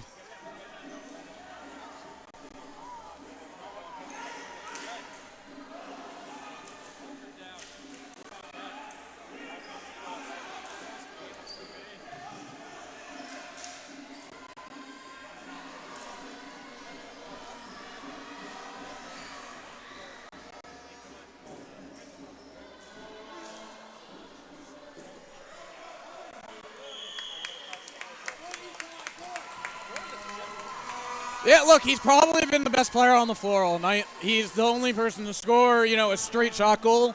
He's been the best defender, holding off anybody who Hank throws at him. He's able to, he's able to change the side of possession that the ball is on. Carry the ball across the line, get something going. He's just been really, really good.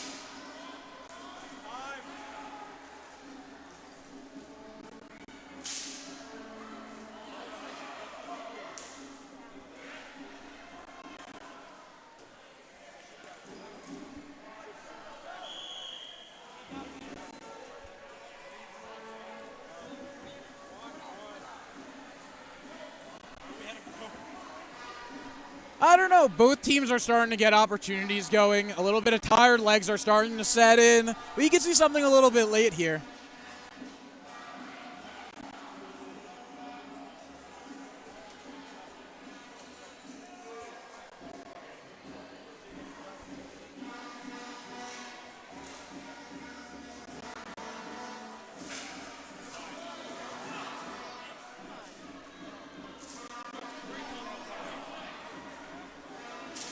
He's a really smart player. He's done a couple of times now where he's just put his stick in the right place to make an opportunity, take away an opportunity.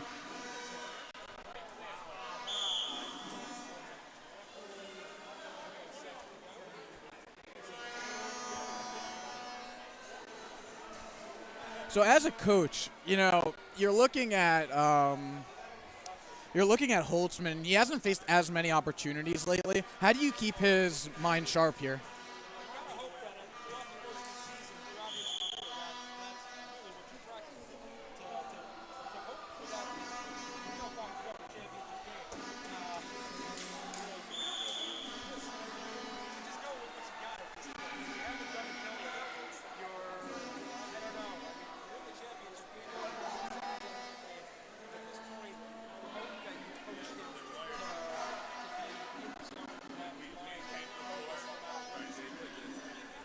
Yeah, absolutely.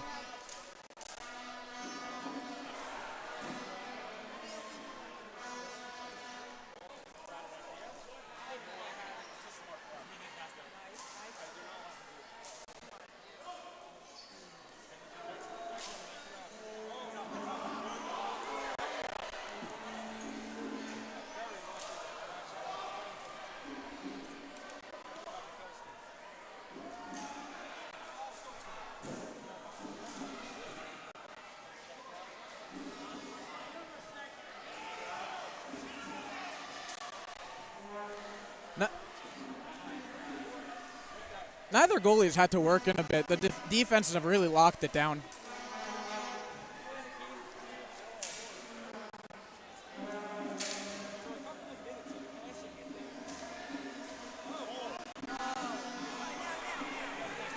Oh, block.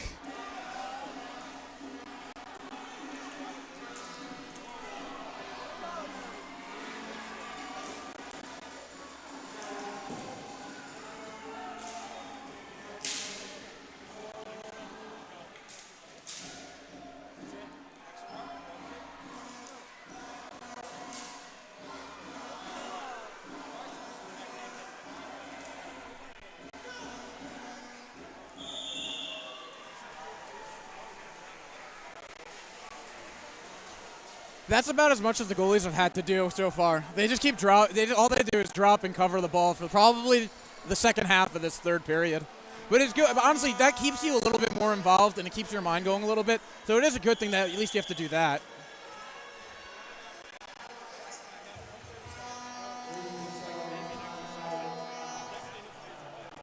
Well, you call that timeout to try to make sure there isn't an extra session.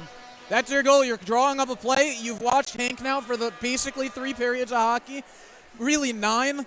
I mean, you know what you're going to get from them, and now you draw up a play to win you a championship game.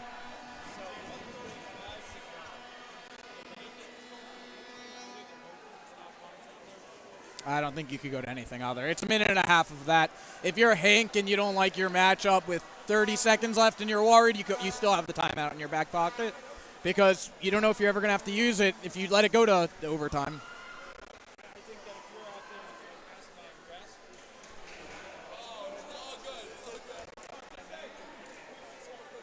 Yeah. It all depends on how fresh the legs are, considering we have a minute 35 left in the third period.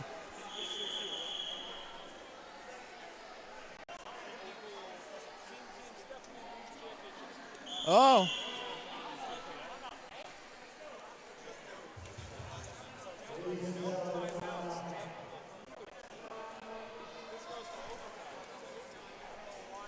Yeah, I mean, clearly HANC felt like they needed a little bit longer of a rest. They had a little bit more that they had to talk about.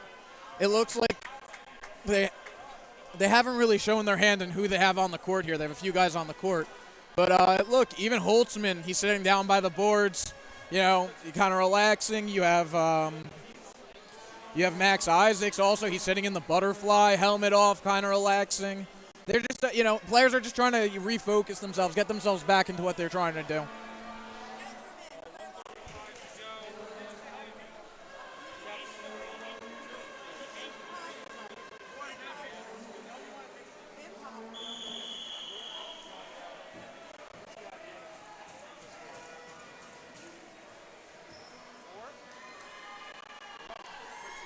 Yeah.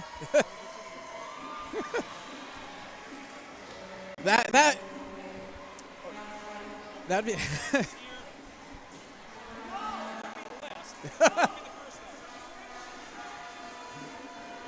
look, as long as we don't have a 3 overtime game here, I think we're all right. But I'll just pull our good friend Eric Gelman on the mic with me. We'll have a good time.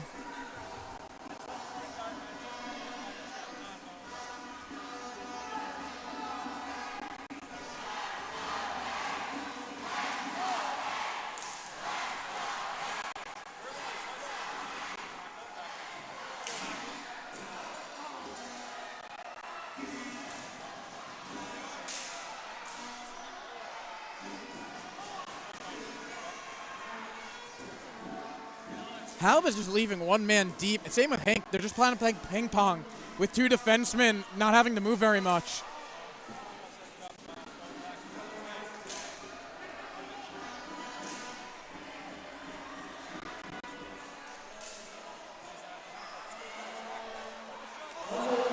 It's loose.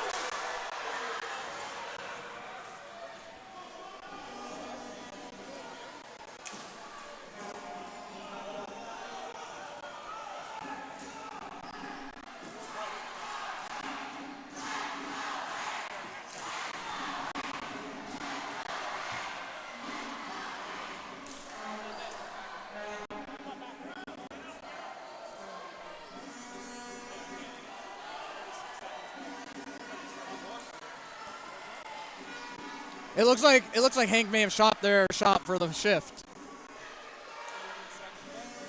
And Hackle's leaving the middle open.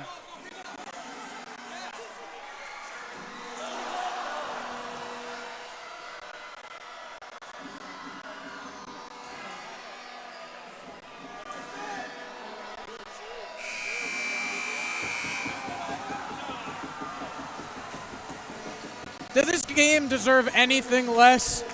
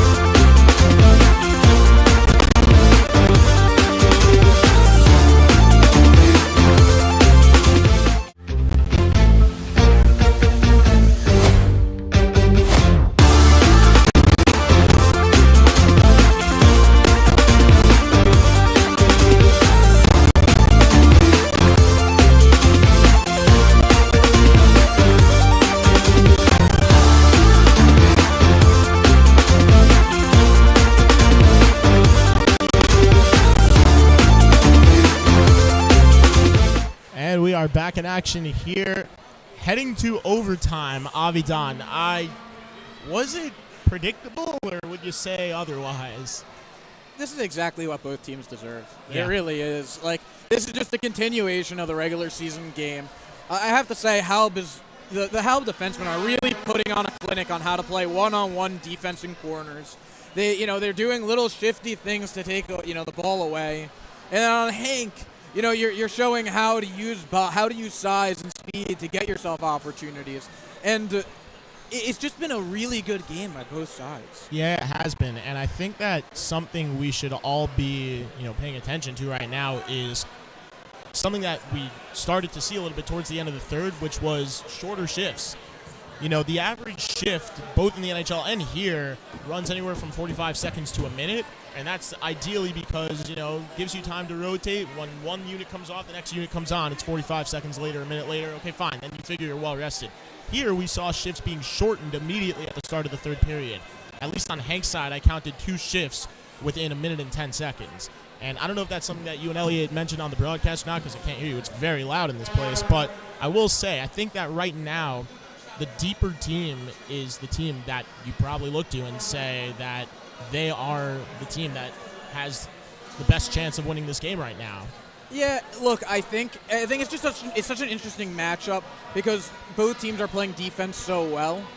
But this game's going to probably just come down to a mistake in reality. Yeah. This isn't the type of, no player has shown that they have the ability to go right through a team. So it's just going to be either a bad bounce or a team or taking advantage of a mistake. These are the type of things that win overtime games. It's not the fancy goal. It's not the Michigan. It's not, it is really just it's going to be basic hockey from here. Something to look at. I don't know if you guys caught up on it. I would assume, it's very possible. But I started to see a lot less of 3 men down in that third period especially. Now, I don't know if that's Hank realizing that maybe they want to play just strict defense first, because that's the way you mentioned. That's the way they play the game. That's the way they try to control the game and try to force their opponents to make mistakes. But HALB clearly not making many mistakes doing that. Their one goal given up wasn't really a defensive mistake either. It was a crazy bounce. So I'm wondering if Hank is trying to sort of transition to a more basic style of play, because HALB hasn't seen that from them yet. And maybe it's Rabbi Harris's way of playing why don't you try us on this strategy card. I think he's playing the energy of the players. We saw for a little bit during the third period where Hank was just sending one offenseman and stuck 3 guys at the line to see if they could catch a clear and then move forward with the ball. So, Hank's doing a little bit of things, but I think it's really managing energy. It's not so. I don't think it's Rabbi Harris trying to do something different, because when they have been in a 3-1, they've been able to get good opportunities, and they've forced Max Isaacs to make some really good saves. I mean, this game, they could have scored 5 goals tonight. And he's pulled out multiple really top-notch saves. Yeah, if HALB holds on, or rather, I shouldn't say holds on, they're not down right now. If HALB manages to win this game, then there's a good chance Max Isaacs could be the MVP. I think he's in the running. Absolutely. No matter what, you kind of look at it and you're like, him and Freundlich have probably been the most, the players who have made the biggest difference on the floor across the whole game. Yeah, but it is always tough to combat a golden goal should that come up here on their side. So we'll see. We're set for an exciting finish no matter what. We were before, but even now, sudden death. Whoever gets the next one is taking it all home. So we'll see what happens. It's going to be very exciting. Overtime coming up just any second. For now, I'm going to sign off for the third intermission report, which we did not know would be taking presence, but is. And with that being said, may the best team win at this point. It's going to be an absolute dogfight, but certainly going to be an exciting finish.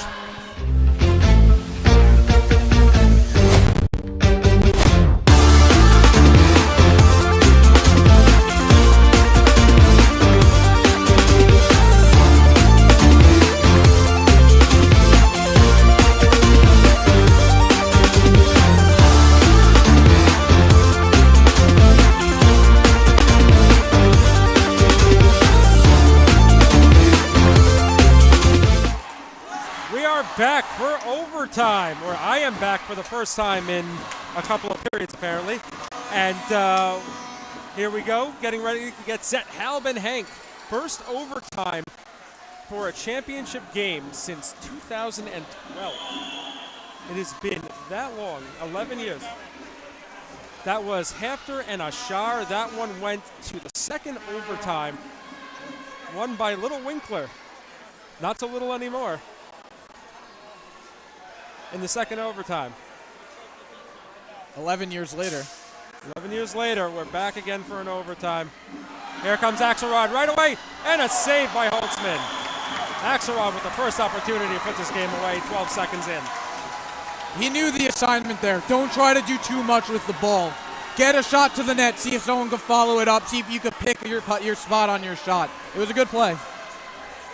Wait a minute. Wait a minute. Oops. Ball goes to the side of the net. Freundlich. Axelrod. Yeah, I'm going to hear it for that call, actually. Hold on. Freundlich, that's the next whistle. That's a hand pass. Hand pass. So, I'm going to correct myself. The last time was 10 years ago. There's a reason I have a mental block on that game. You lost in it. Yes. Final score was 2-1 HALB.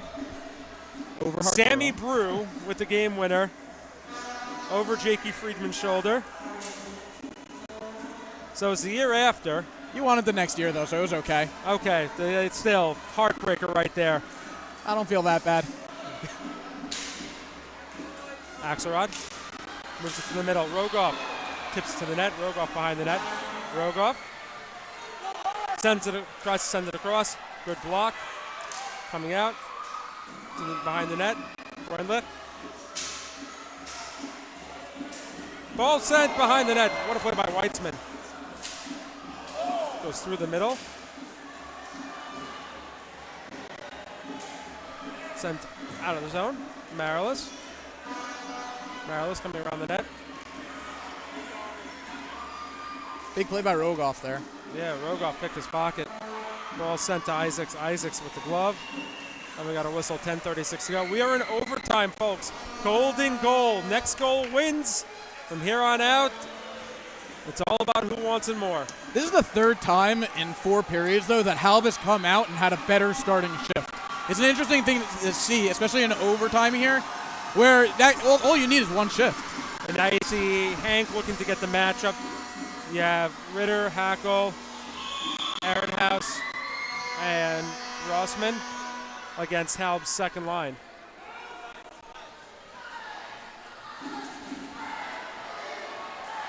We'll see if HANC can get anything done on this shift. Herskowitz backhands it to the net.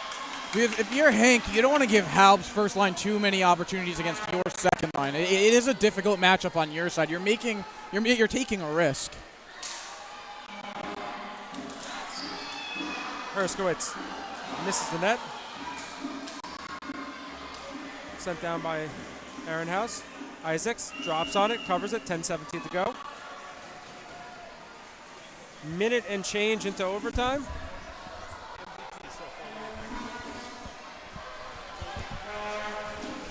Face off deep in the zone, in the HALB zone. Kogel keeps it in. First time seeing Kogel in quite a bit. Herskowitz. Gloved. Tappenfeld winds up. Ball misses the net. Hackle and Katz. Kogel. Good defensive play. Paddle to the wall. Ehrenhaus.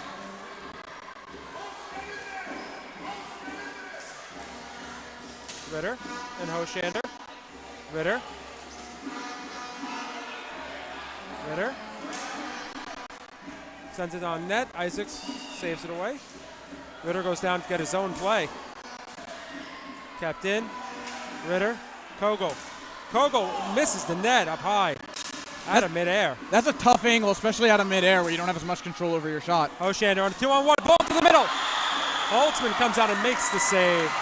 And the cover. 9:20 to go. HALB really doesn't look for the cross pass when they have the Ottoman advantage. They try to go for a shot and look for a rebound with the weak side guy.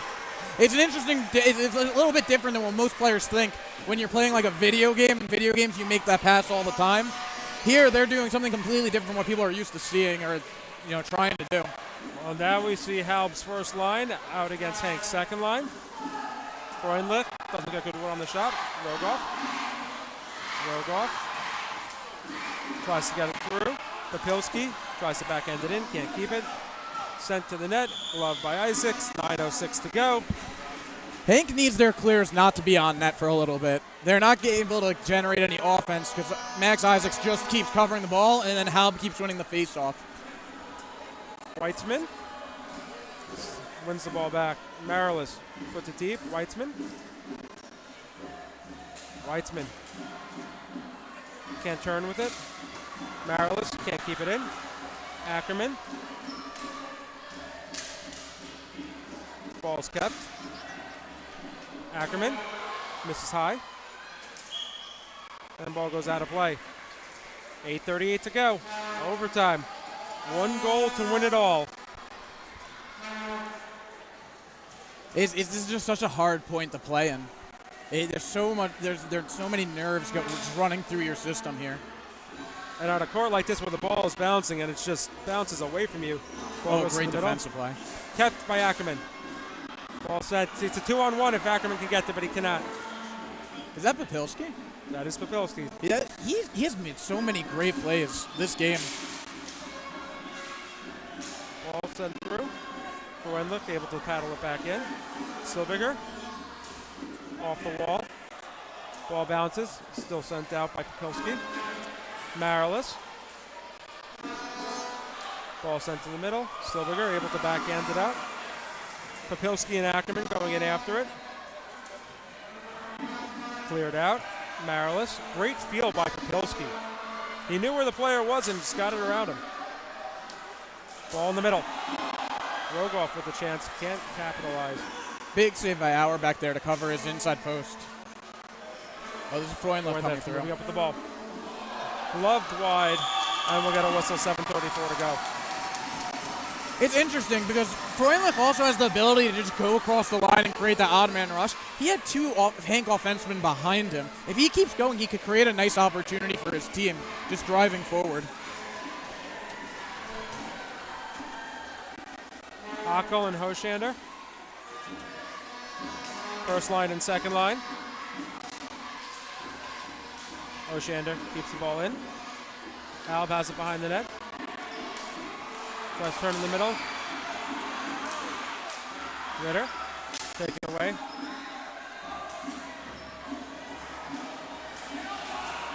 Ritter, Hackle. Taken away. Almost a 2-on-1 there.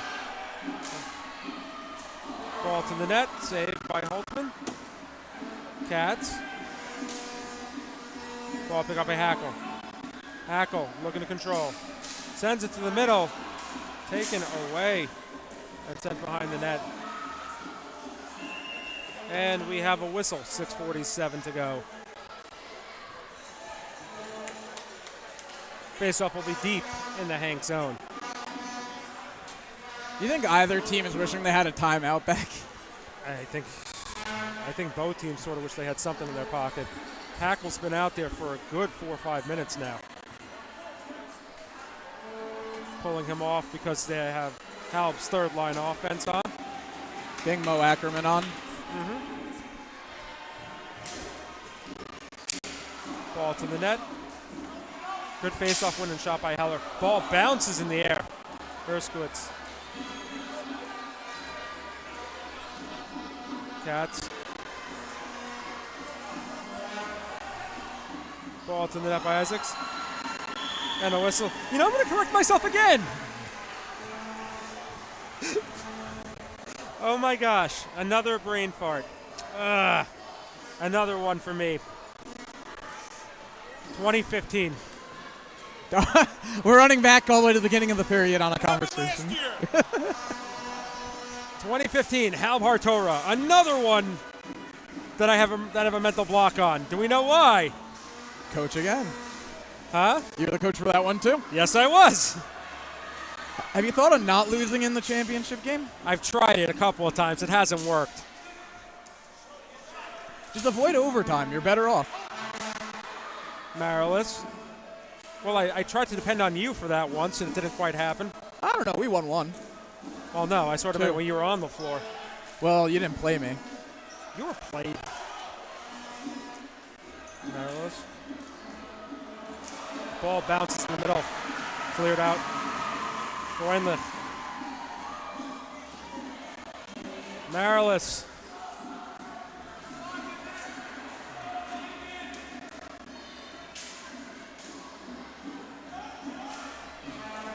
Ball paddled. Shayevitz sends the ball back. Ball goes up in the air and hits the stanchions. And we're going to come out of the zone with the face-off. You know, in the beginning of the period, we were looking at, some odd man rushes for HALB, some odd man rush for HANC. It's really calmed down now where both teams are just trying to not let up a goal. Well, that's a recipe for being here until midnight. Hafter attempted that last year in the semis, no? Yeah, very much so. And they ended up going 3 overtimes in it. Silberger comes away with the ball. Silberger trying to power through. Paddle to the side. Taubenfeld can't get it out. Ball sent on net. We'll get a hand pass on net. Ball will come out of the zone. 5:05 left to go.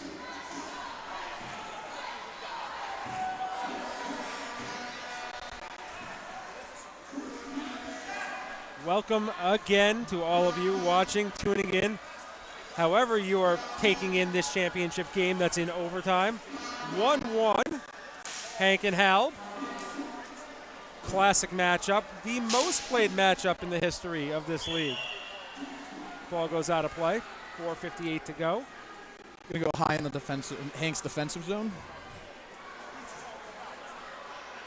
Rossman will match up with Rogoff.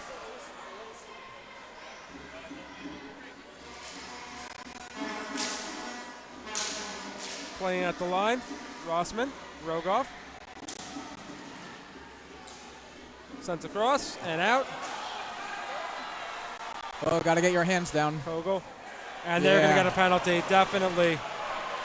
No question that was a penalty. You could see that even coming down the court. He was chasing him with his stick across the whole way down. Dangerous play, especially going into the boards. It's a young play. A 6th grade player. You make it's a tough situation to put yourself in. Look, as a referee, you don't want to let a call decide the game, but when there's a dangerous play, you have to. Yeah, look, it was the right call. You can't argue about it. The HANC sideline didn't even say a word. It happens. I think now's the point HANC wishes they had their timeout back, though. Yeah. Rogoff, Freundlich, Herskowitz.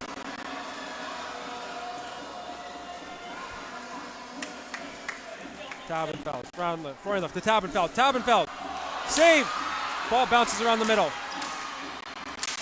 Rogoff can't get it through the trees. Isaacs going to cover up. 4:25 to go. What time's he out?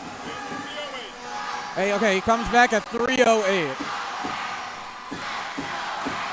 1 minute, 17 seconds of power play time here in overtime.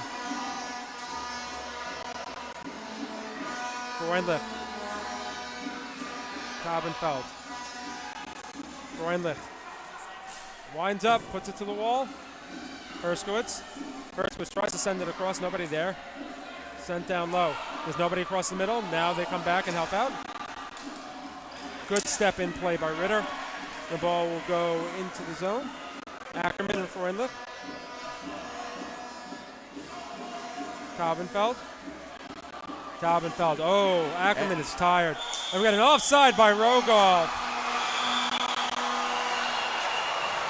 Offside. We saw that right in front of us. Rogoff took 2 steps into the offensive zone before that.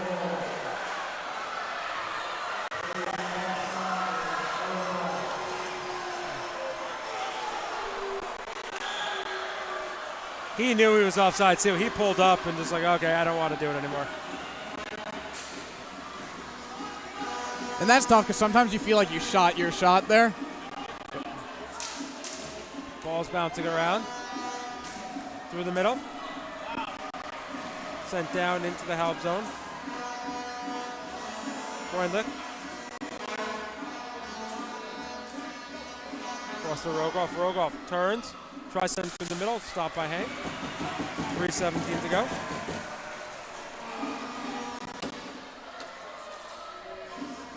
Two, one, and they're full. And we have 4-on-4 action again. Well, it was a fun power play. We almost had a goal. Are we going to get a And we're going to penalty here to go the other way now. Rogoff takes it, I Rogoff's think. Rogoff's going to call for an interference. That's a tough one because you're trying to make a play on the ball with one hand and the player just runs into you. You get caught there. That's not. It's just tough. But you know what? Now we get the follow-up power play and see if now Hank could capitalize on their third power play of the game. 2:50 to go in overtime. Rogoff is off. So now it'll be Freundlich, Taubenfeld, and Popilski. Marilis, Silberger, Weitzman, and Ackerman.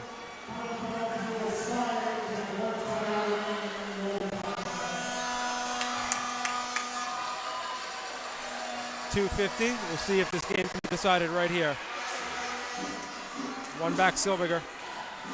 Silberger keeps it in. Taubenfeld. Ball taken from him. Marilis gets in front. That was some great defense. That's Axelrod, not Popilski. Ackerman pulls around Freundlich. Ackerman backhands it across. Doesn't have anybody there. Ackerman tries to put it off the back, doesn't get it there. Marilis sends it behind the cage. Backhand. Marilis trying to get it through, not getting there. Weitzman paddled away. Ackerman comes around, and a save. What a save. Freundlich. Ackerman almost ended the game there. Isaacs, beautiful save. Ackerman backhand through the middle. Nobody there. Hank's just watching Ackerman go to work on this power play. If you're Ackerman, and a save by Isaacs. If you're Ackerman, just keep shooting, and there you go. But there you see Isaacs up to the task. He's got to be, he's got to talk to Weitzman. He's got to talk to Marilis. He's got to tell guys, I'm making all the moves, but get yourself into space where I could get you the ball. See if you can get a rebound. Exactly. Get into dangerous opportunities because he's having his way here. What time is he back? 1:20. So we got 40 seconds. See how it goes. Silberger keeps the ball in. Silberger, Hank's only goal. Bad play by Weitzman out of the zone. Ritter comes back for it. Ritter sends the ball. Isaacs can't control it. Ball bounces in front. Freundlich pulls it away. Silberger sends the ball across. Ritter gets it to Weitzman. Weitzman gets across to Ackerman. Ackerman. Freundlich takes it from him. Sends it out. We got 7 seconds left on the power play. Silberger goes deep. 2 Hank players. Ackerman. And we're full again. 3-on-2 the other way. Rogoff coming out of the box. Rogoff turns. Nobody with him. Rogoff has an advantage here where Hank's tired. They just went through a full power play and he's fresh. Rogoff gets it over to Axelrod. Ball sent out. Ackerman coming around the net. Ackerman tries to put it home. Isaacs right there. Ritter and Rogoff, the 2 10s on each other. Kept in by Taubenfeld. Ritter, Taubenfeld. Ball goes across. 30 seconds left in this overtime. Ritter sends it deep in the zone. Taubenfeld with Ackerman on him. This is a really long shift for this group, for Hank. This is still the power play, I think. Yeah, still the power play shift. 12 seconds left. Hank, kept in by Ackerman. Can't get there. 5 seconds left. Puts the ball and a save by Holtzman. 3 seconds to go in the period. And that is going to do it for the first overtime. 1-1. Here we go. Let's do it again. We'll be back. The Intermission Report.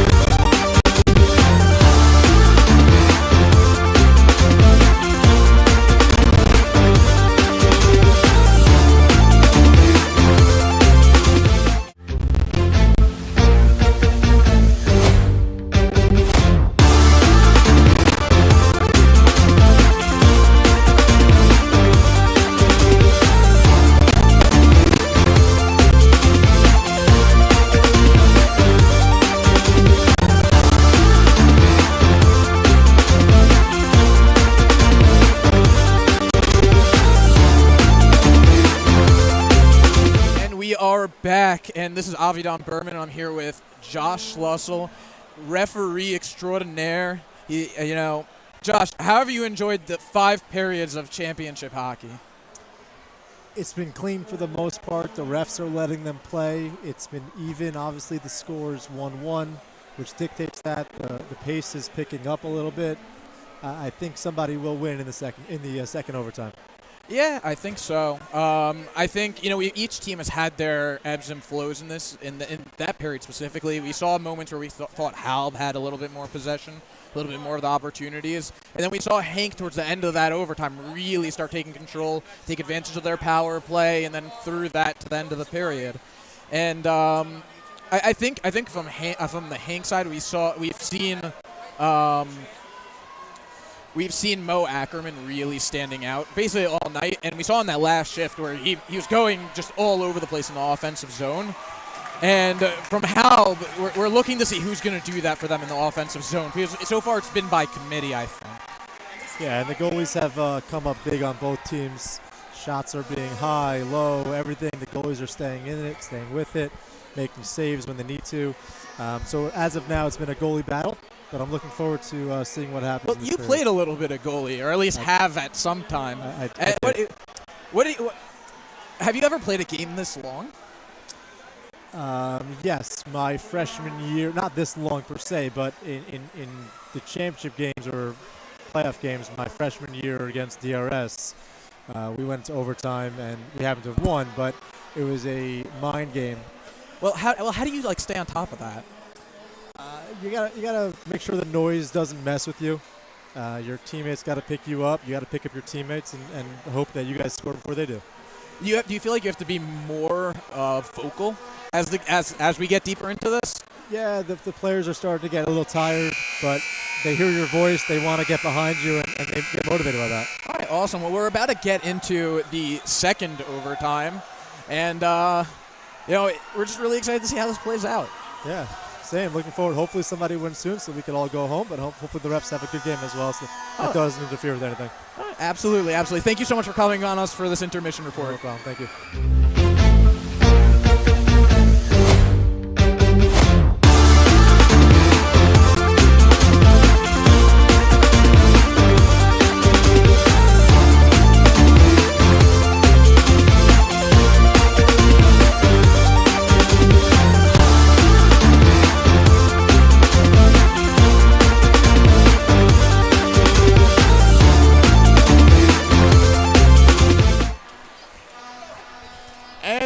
Back here for the second overtime period between the HANC Hurricanes and the HALB Lions here in the middle school championship. I'm Josh Cass here, taking over for Elliot Weiselberg, who unfortunately was not able to stay for the full duration of this game due to time constraints. So right now, I'm taking his place as the play-by-play Avidan.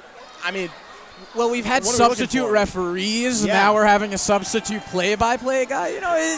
We're ready for anything over here. This is an absolute first for me. Second overtime underway as Zach Gelman and Jason Schlussel, the referees, letting the goalies know they have to switch sides because that's how it works in overtime. They start the period on opposite sides. So with that being said now, do you think that this gives an advantage to anyone here in overtime now? I think it depends on who's more tired. It's hard to say, we're not in that locker room, so we don't know. But at the same time, if you're feeling tired here and now you have the long change, yeah. Ooh, that's really tough. Yeah, this could be a very difficult situation right now for either team we're seeing. Because both sides now are going to be playing the offensive zone the same side that their bench is on. But it's really the defensemen now that have to struggle with a change if it comes down to that. So I wonder if that means we'll see less changing on the fly in this overtime period. Well, we're going to see it more with the offensemen changing on the fly. It's harder for the defensemen to get out here. Yeah. Second overtime underway. Gelman to drop the ball. We've got Ackerman and Rogoff on the face-off as we are underway. Ball kept along the right side. Here's Ackerman.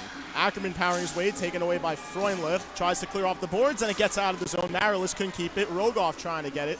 Now here's Freundlich. He shoots, and that one's blocked. Handed down. Ackerman on goal, covered by Isaacs, and a whistle. 18 seconds in, and looks like we're trying to see some dump and chase ping pong action. Eventually ends up with a HALB goalie covering it. Yeah, I think that's the safest thing to do in a game like this.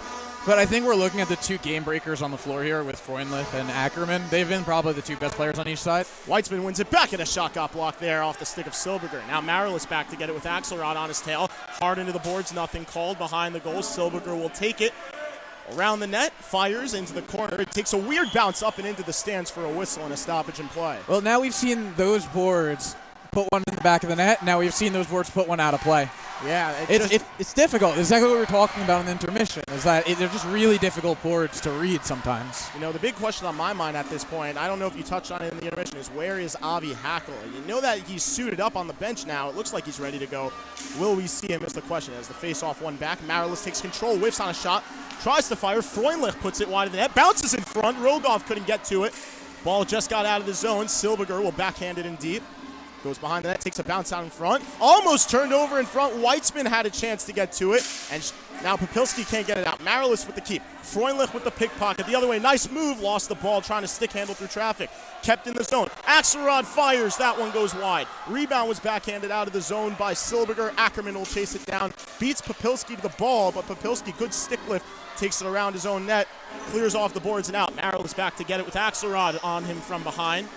Axelrod forced the forecheck. Good pass breakout. It's going to go off the stick of Ackerman to Isaacs. He'll cover, whistle, and it looks like we're going to get a change from both teams. And this is exactly what I actually expected Hank to do, because you mentioned, Avi Hackle wasn't on the floor to start this overtime, but you have two different lines and you're not mixing them up here, and Mo Ackerman's been your best player. You have to go back to him. Yeah. You keep having to feed him those opportunities. Well, speaking of Hackle not being on the floor, now he's back for the first time since that first overtime, so we'll see if this translates to anything better for Hank, but Ackerman has certainly been a phenomenal player. As the backhand shot there by Rossman, saved there by Isaacs. Rebound was uncontrolled and eventually whacked out of the zone as Ehrenhaus tries to get it out. Ball exited the zone, touched by Katz, who cleared it back in, and it was offside as Herskowitz touched it before the ball had come back across the line. Not a bad idea by HALB to take that offsides. You don't want to give Hank the opportunity to set something up while you're running back. Rossman will take the face-off against Herskowitz. Ball was kept in at the zone. Now Hoshander tries to back it out. Goes behind the goal now, taken by Max Katz. Off the boards around Ehrenhaus on goal, off the backboard, and a whistle as he covers.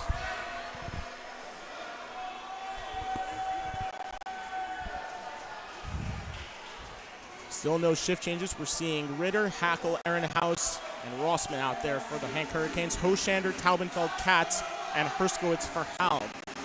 Face off deep in the Hank defensive zone as Katz fires, and that one just goes wide. A big blast from Max Katz as the backhand clear by Ehrenhaus was blocked by Hoshander, or Herskowitz rather, tries to get back to it. Backhand behind the goal there, Harry Ritter takes control and clears over the head of Katz. Taubenfeld back to retrieve it. He'll backhand it out. Or not out, rather. Ritter doing a good job with his hand, keeping the ball in the zone. Tries to play it towards the middle, gets blocked. Now plays it into the corner where Rossman will pick it up. Ritter goes behind the net looking to cycle. Ehrenhaus back at the line with Hackle in the slot deep.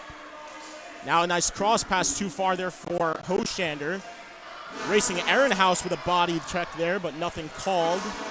Looked like he got ball first, couldn't quite tell. Ball in the back. Shot deflected just wide off the stick of Taubenfeld. It could be shoulder to shoulder with the contact. As long as you're going shoulder and shoulder and you're going for the ball, it's actually okay.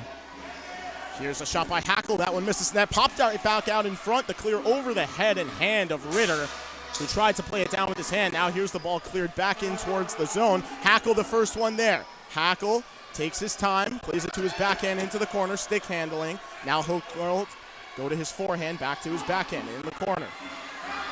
That's Taubenfeld on him.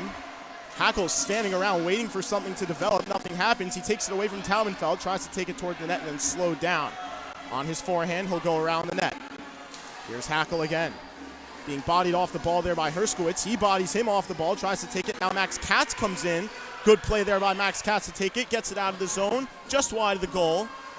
And around the goal, it's taken there by Ehrenhaus, who shoots it in just wide. Hackle back with Katz and Rossman. Ball was cleared up to the line. Here's Taubenfeld, and it's offside on HALB. That's exactly what you want to do from HALB in the defensive zone. Hackle, if you get too close to him, he's going to be able to roll off of you. So you just give him a little bit of space, and you're taking away where, the the curl up the boards, and you're forcing him to go behind the net. And then once he goes behind the net, your other defensemen know to trap him from the other side and basically send two guys on him. And that's how HALB was able to pull away with that ball. They don't mind if you just hold the ball in the corner because you're not going to score from there. Ball deep into the corner. Ackerman fighting for it. He can't quite get to it as Popilski being bodied out of the middle there. Now that's Silberger in deep now. Silberger with a chance to wrap it around. Tries to jam it in. Got blocked away there by Freundlich. Played it out in front, and it's hammered out by Rogoff.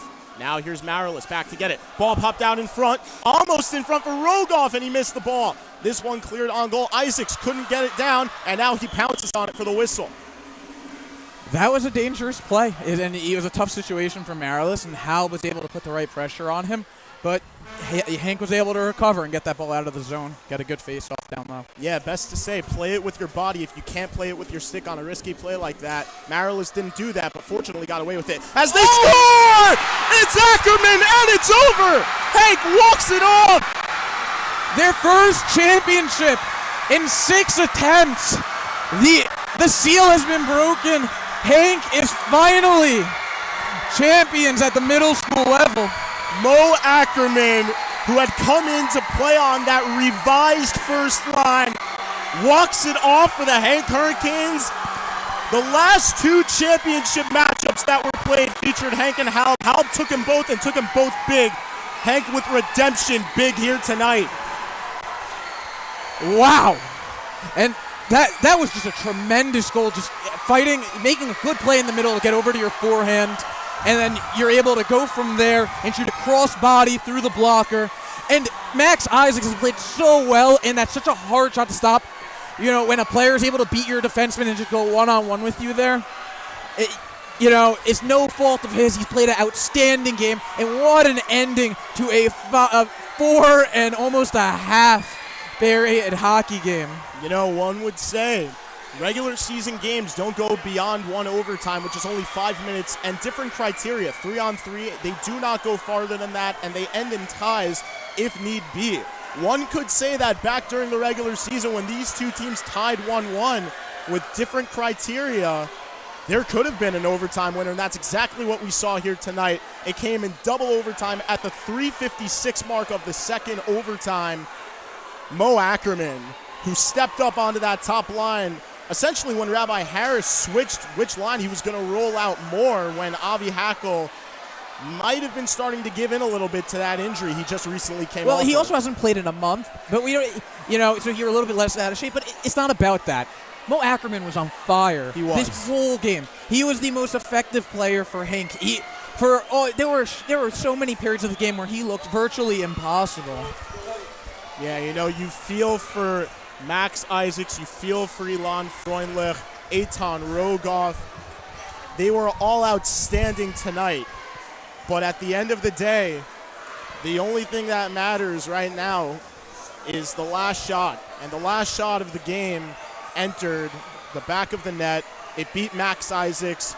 Low blocker, just over the pad, just under the blocker. He's been spectacular all night long. And you really, despite the fact, as we hear Commissioner Eric Gelman starting to announce the champions and handing out the trophies, you really can't say that in any way, shape, or form that it was really on any particular HALB player. It's a great shot by a great player, rock solid game by both teams. It's really hard to pick out one particular reason why HALB lost this game and why Hank won this game. I don't think HALB lost this game. I don't think so. It wasn't a situation where one team lost. One team lost. It was the other team won. They were when you get to the fifth period of a hockey game, a team won it. Yeah. And there are no losers at that point because you put everything out there.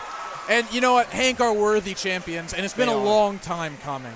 And you know what? They didn't lose a game all season. And while they did have a tie, so it's not a perfect season, it is an undefeated season. And well done to Rabbi Harris as they get MVP.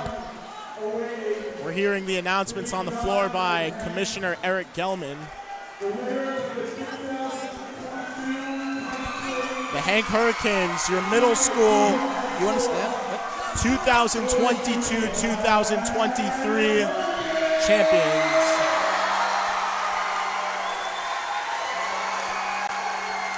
Good for Rabbi Harris. Great for Rabbi Really. Harris. He's done such a good job with the development of his program year after year after year. It never fails. He's also And just a really good guy, and he really cares about the players that come into his system. And we were about to announce MVP.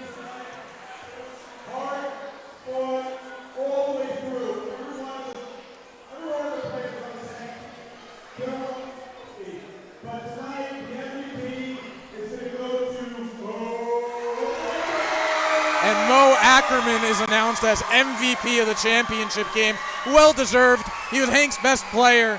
As we said before, dominant, just dominance in the offensive zone once he got his legs going. We saw it at the end of the first overtime. To be able to keep going like this into the second overtime, well done.